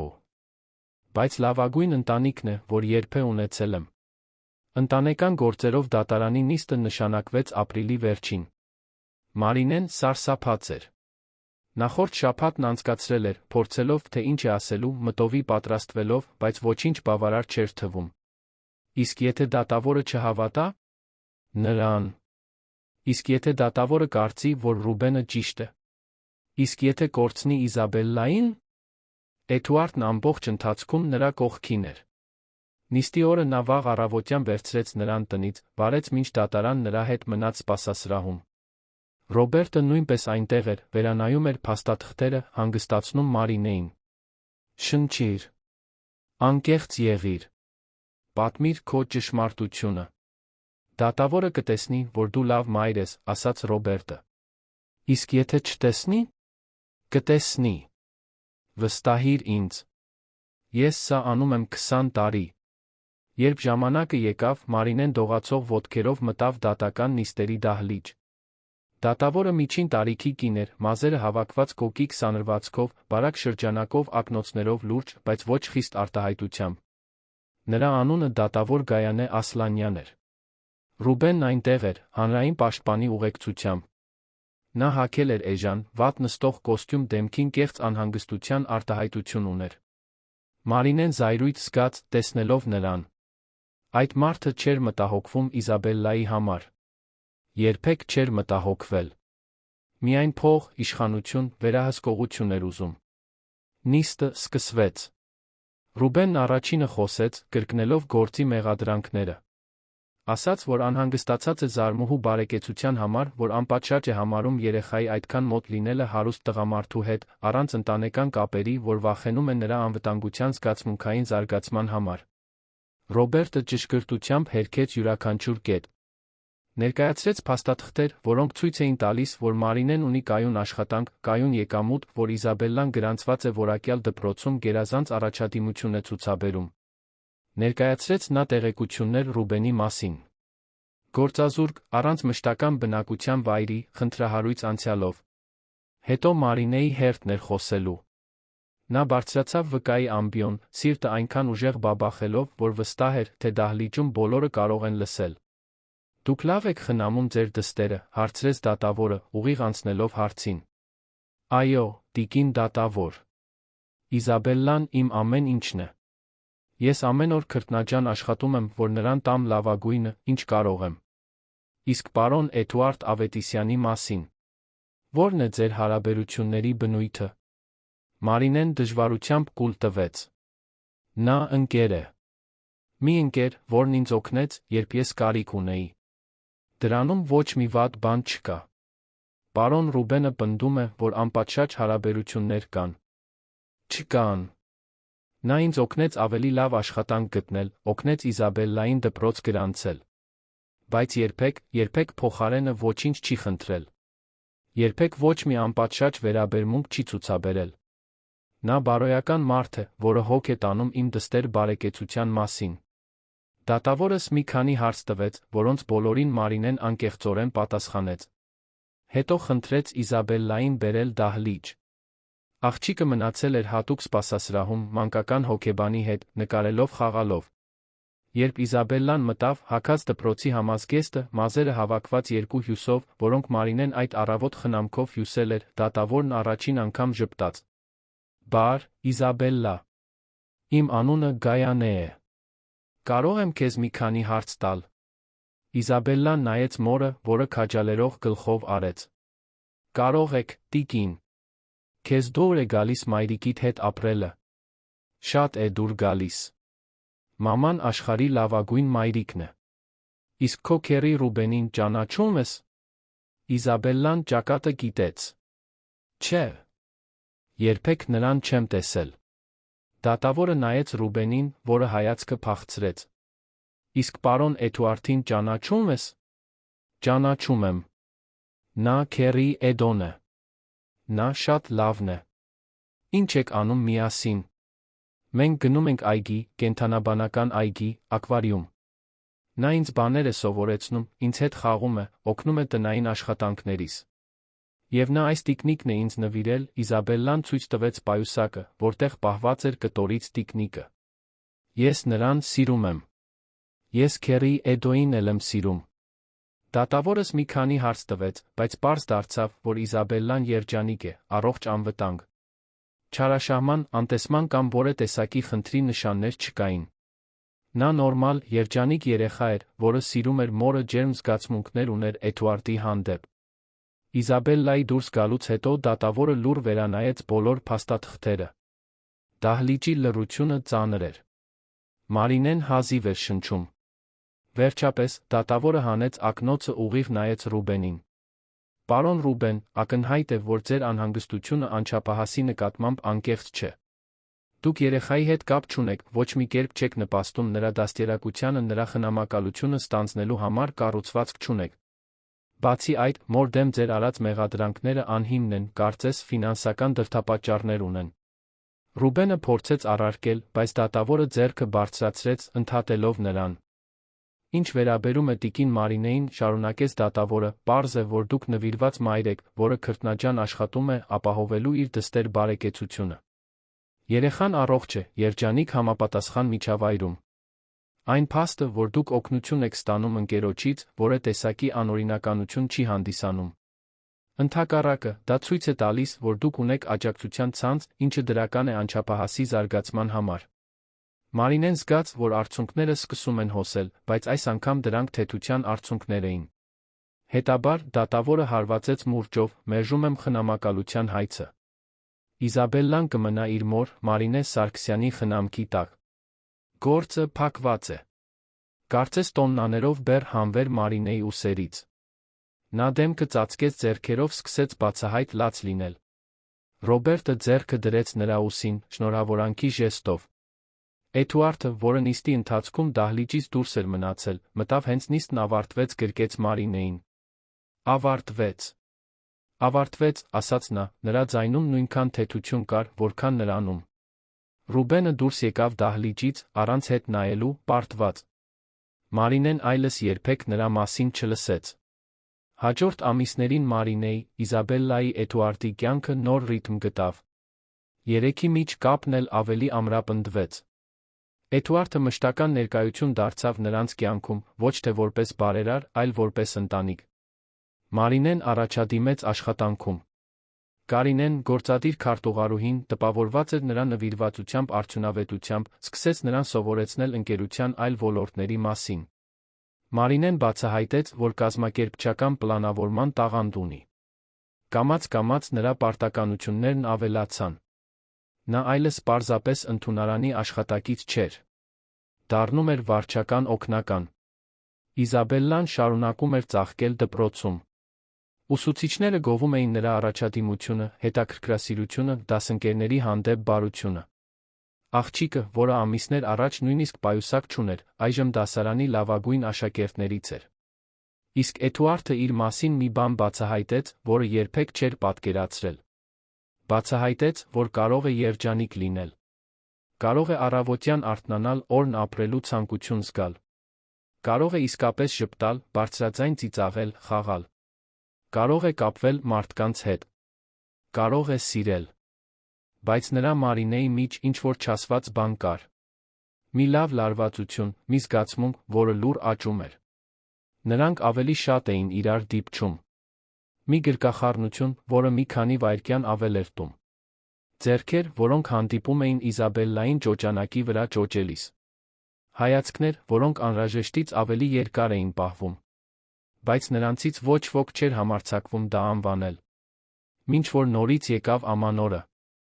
Մի ամբողջ տարի այն ամանորի նախօրեից, որը փոխել էր ամեն ինչ։ Մարինեն, Իզաբելլան այլս չէին ապրում Շենգավիթի տնակում։ Ավելի լավ աշխատավարձով մի վարկով, որը Էդուարդն օգնել էր ստանալ բարենպաստ պայմաններով, Մարինեն վարձել էր փոքր, բայց արժանապատիվ բնակարան Արաբկիրում, Իզաբելլայի դպրոցի մոտ։ 2 ննջասենյակ, հյուրասենյակ, խոհանոց, լոգարան։ Կահույքը երկրորդ ձեռքի էր, բայց մաքուր էր, կազմակերպված, հարմարավետ։ Իսկական տուն էր։ Մարինեն բնակարանը զարդարել էր ամանորի համար նրանով, ինչ ուներ։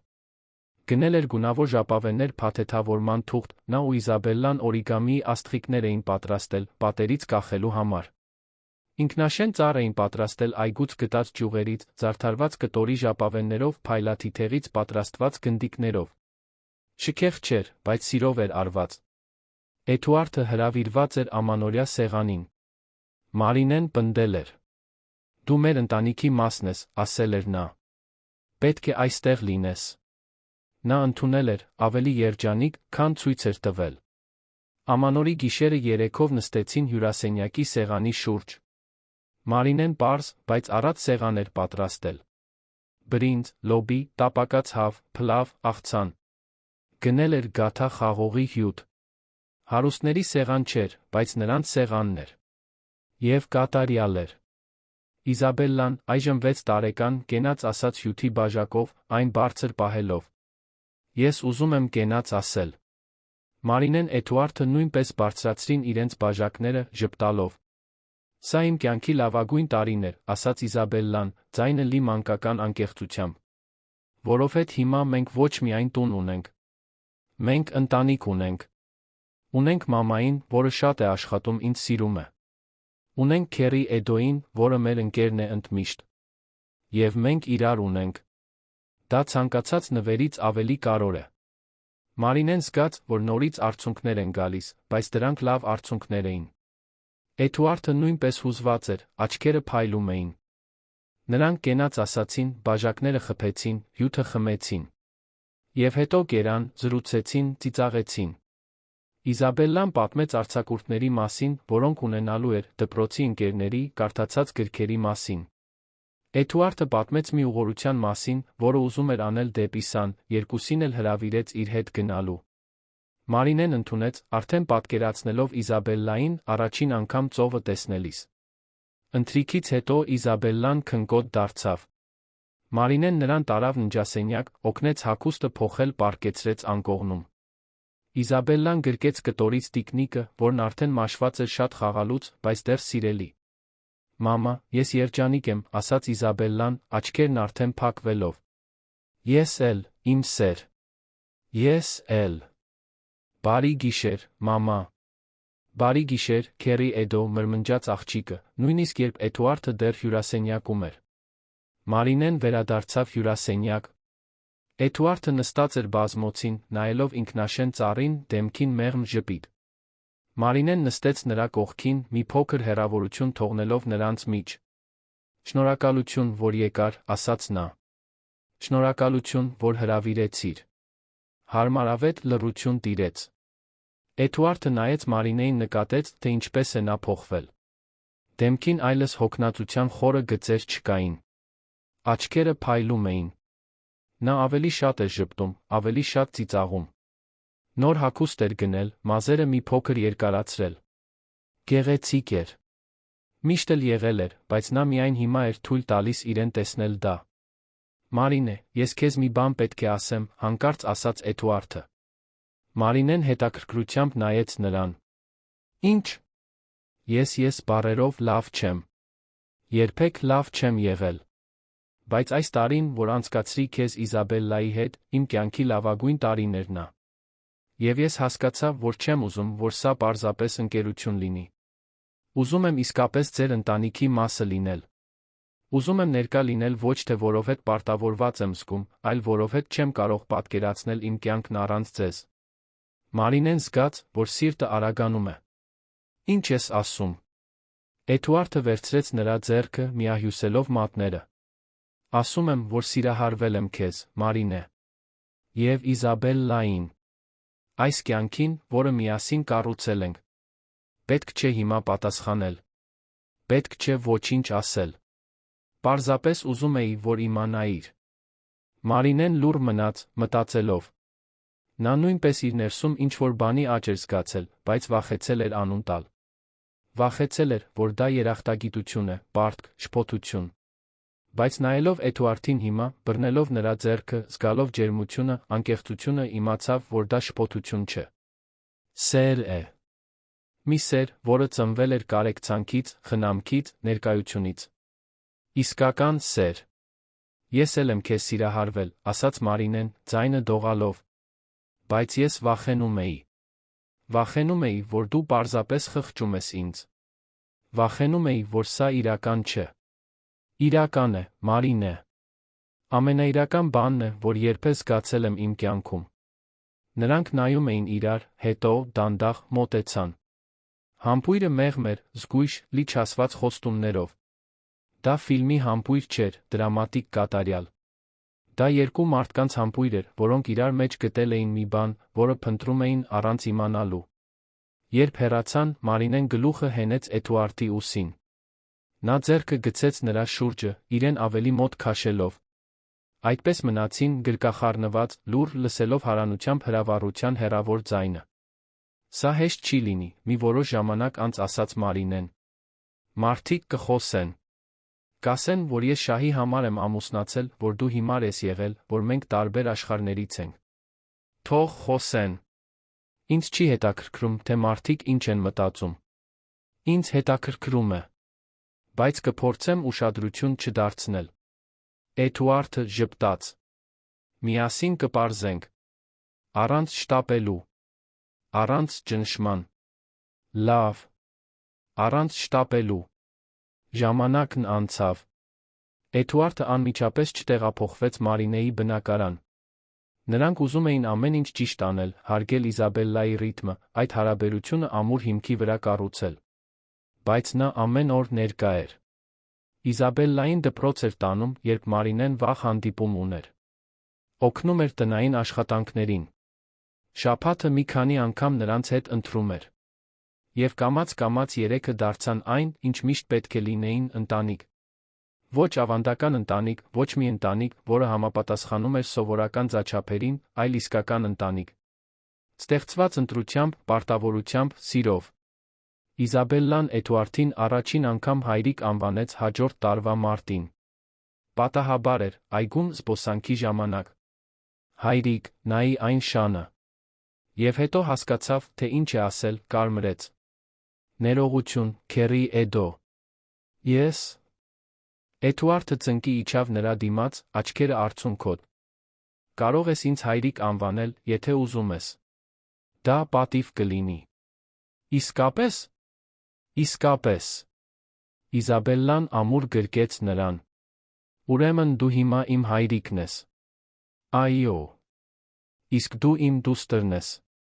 Իսկ քո մայրը, Էդուարդը նայեց Մարինեին, որը դիտում էր տեսարանը, դեմքով հոսող արցունքներով։ Քո մայրը իմ կյանքի սերն է։ Մարինեն միացավ գրկախառնությանը։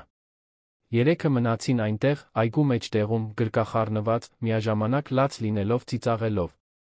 Եվ նրանց շուրջը կյանքը շարունակվում էր։ Մարդիկ անցնում էին, երեխաներ խաղում էին, շներ վազում էին։ Բայց նրանց երեքի համար, այդ պահին, այլս ոչինչ չկար։ Միայն այն սերը, որը գտել էին իրար մեջ։ Այն սերը, որը փրկել էր նրանց բոլորին։ 1 տարի անց Էդուարդը Մարինեն ամուսնացան։ Պարզ արարողություն էր, Զագսում, ընդամենը մի քանի ընկերների գործընկերների ներկայությամբ։ Մարինեն հագել էր պարզ սպիտակ զգեստ, որը գնել էր հանրախանութից։ Իզաբելլան հարսնաքույրն էր, գլխին ծաղկեպ սակ։ Եվ երբ Զագսի աշխատակիցը Էդուարդին Մարինեին հայտարարեց ամուսին կին, Իզաբելլան այնքան բարձր ծափահարեց, որ դահլիճում բոլորը ծիծաղեցին։ Նրանք տեղափոխվեցին ավելի մեծ բնակարան, լավ թաղամասում, 3 ննջասենյակով, ընդարձակ հյուրասենյակով, մայրամուտի տեսարանով, պատշգամբով։ Իզաբելլան ստացավ իր սեփական սենյակը, որը Էդուարդն օգնեց զարդարել միայղջյուրների պաստառներով, գրքերով լի դարակներով։ Մարինեն շարունակեց աշխատել ընկերությունում, բայց այժմ որպես վարչական մենեջեր։ Երեկոյան դասընթացների էր գնացել, որակավորվել, մասնագիտորեն աճել։ Այլս անտեսանելի մաքրուհի չէր։ Հարգված մասնագետ էր։ Էդուարդը վաճառեց դատարկ ձեղնահարկը, որտեղ տարիներ շարունակ միայնակ էր ապրել։ Այլս այդ սառը անանձնական տարածքի կարիքը չուներ։ Հիմա տուն ուներ։ Կյանքով, ծիծաղով, սիրով լի տուն։ Եվ ամեն գիշեր, քնելուց առաջ, Էդուարդը մտնում էր Իզաբելլայի սենյակ, բարի գիշեր մաղթելու։ Աղջիկը միշտ սպասում էր այդ ծեսին։ Հայրիկ, մի պատմություն պատմիր։ Եվ նա պատմում էր։ Հորինված պատմություններ, քաջ արքայադուստրերի, բարի ասպետների, վիշապների մասին, որոնց պարզապես ընկեր էր պետք։ Եվ Իզաբելլան լսում էր փայլող աչքերով, գրկած այն կտորից տիկնիկը, որը նա նվիրել էր այն ամանորին, տարիներ առաջ։ Հետո Էդուարդը գնում էր այն սենյակ, որը կիսում էր Մարինեի հետ։ Նա այնտեղ կլիներ, գիրք կարդալիս կամ հեռախոսով ինչ-որ բան դիտելիս։ Նա պառկում էր նրա կողքին, իրեն մոտ քաշում, այդպես մնում էին, գրկախառնված, լուռ։ Եվ Էդուարդը մտածում էր, թե որքան տարօրինակ է կյանքը։ Ինչպես էր տարիներ շարունակ կայսրություն կառուցել, հարստություն կուտակել, հաջողության ձգտել, վերջում բացահայտել, որ այդ ամենը նշանակություն չուներ։ Կարորը դա էր։ Այդ պահը։ Այդ կինը իր կողքին։ Այդ աղջիկը, որը քնած էր կողքի սենյակում։ Այդ ընտանիքը, որը նա գտել էր ամենաանհավանական գիշերը։ Իսկ Մարինեն մտածում էր, թե որքան ուժեղ է եղել այդքան երկար ժամանակ։ Ինչպես էր միայնակ պայքարել, առանց օգնություն խնդրելու, առանց որը մեկից ինչ-որ բան սպասելու։ Եվ որքան դժվար էր եղել ընդունել, որ օգնության կարիք ունի, որ արժանի է օգնության, որ կարող է վստահել մեկին։ Բայց ընդունել էր։ Եվ դա փոխել էր ամեն ինչ։ Իսկ Իզաբելլան, իր երազներով լի սենյակում, հանգիստ քնում էր։ Որովհետև նա ուներ մայր, որը սիրում էր իրեն, հայր, որն ընտրել էր իրեն, հնարավորություններով լի ապագա։ Եվ որովհետև նա գիտեր, նույնիսկ առանց բառերով արտահայտելու, որ իսկական սերը արյան կամ կենսաբանական կապերի մասին չէ։ Այն ընտրության մասին է։ Ներկա լինելու մասին։ Հոգ տանելու մասին։ Եվ նա դա ուներ։ Այդ ամենն ուներ։ Հաջորդ ամանորը եկավ։ Նրանք նոր բնակարանի հյուրասենյակում էին, իսկական ծառով, որը գնել էին խանութից, զարդարված գեղեցիկ խաղալիքներով։ Բայց ծառի գագաթին ավանդական աստղի փոխարեն այն թղթե աստղիկներից մեկն էր, որը Մարինեն Իզաբելլան պատրաստել էին այն առաջին ամանորին միասին փոքր բնակարանում։ Ինչո՞ւ, հարցրել էր Իզաբելլան, երբ Էդուարդը աստղը դրել էր գագաթին։ Որովհետև այս աստղը մեզ է ներկայացնում, բացատրել էր նա։ Կատարյալ չէ։ Ամենագեղեցիկը չէ։ Բայց սիրով է պատրաստված։ Եվ դա է կարևորը։ Մարինեն հետից գրկեց Էդուարդին, դեմքը հենելով նրա մեջքին։ Իզաբելլան միացավ գրկախառնությանը, ձեռքերը փաթաթելով երկուսի շուրջը։ Եվ այնտեղ, այդ պահին, նրանք ամբողջական էին։ Ոչ թե որովհետև ամեն ինչ ունեին, այլ որովհետև իրար ունեին։ Եվ դա ավելին էր, քան բավարար։ Դա ամեն ինչ էր։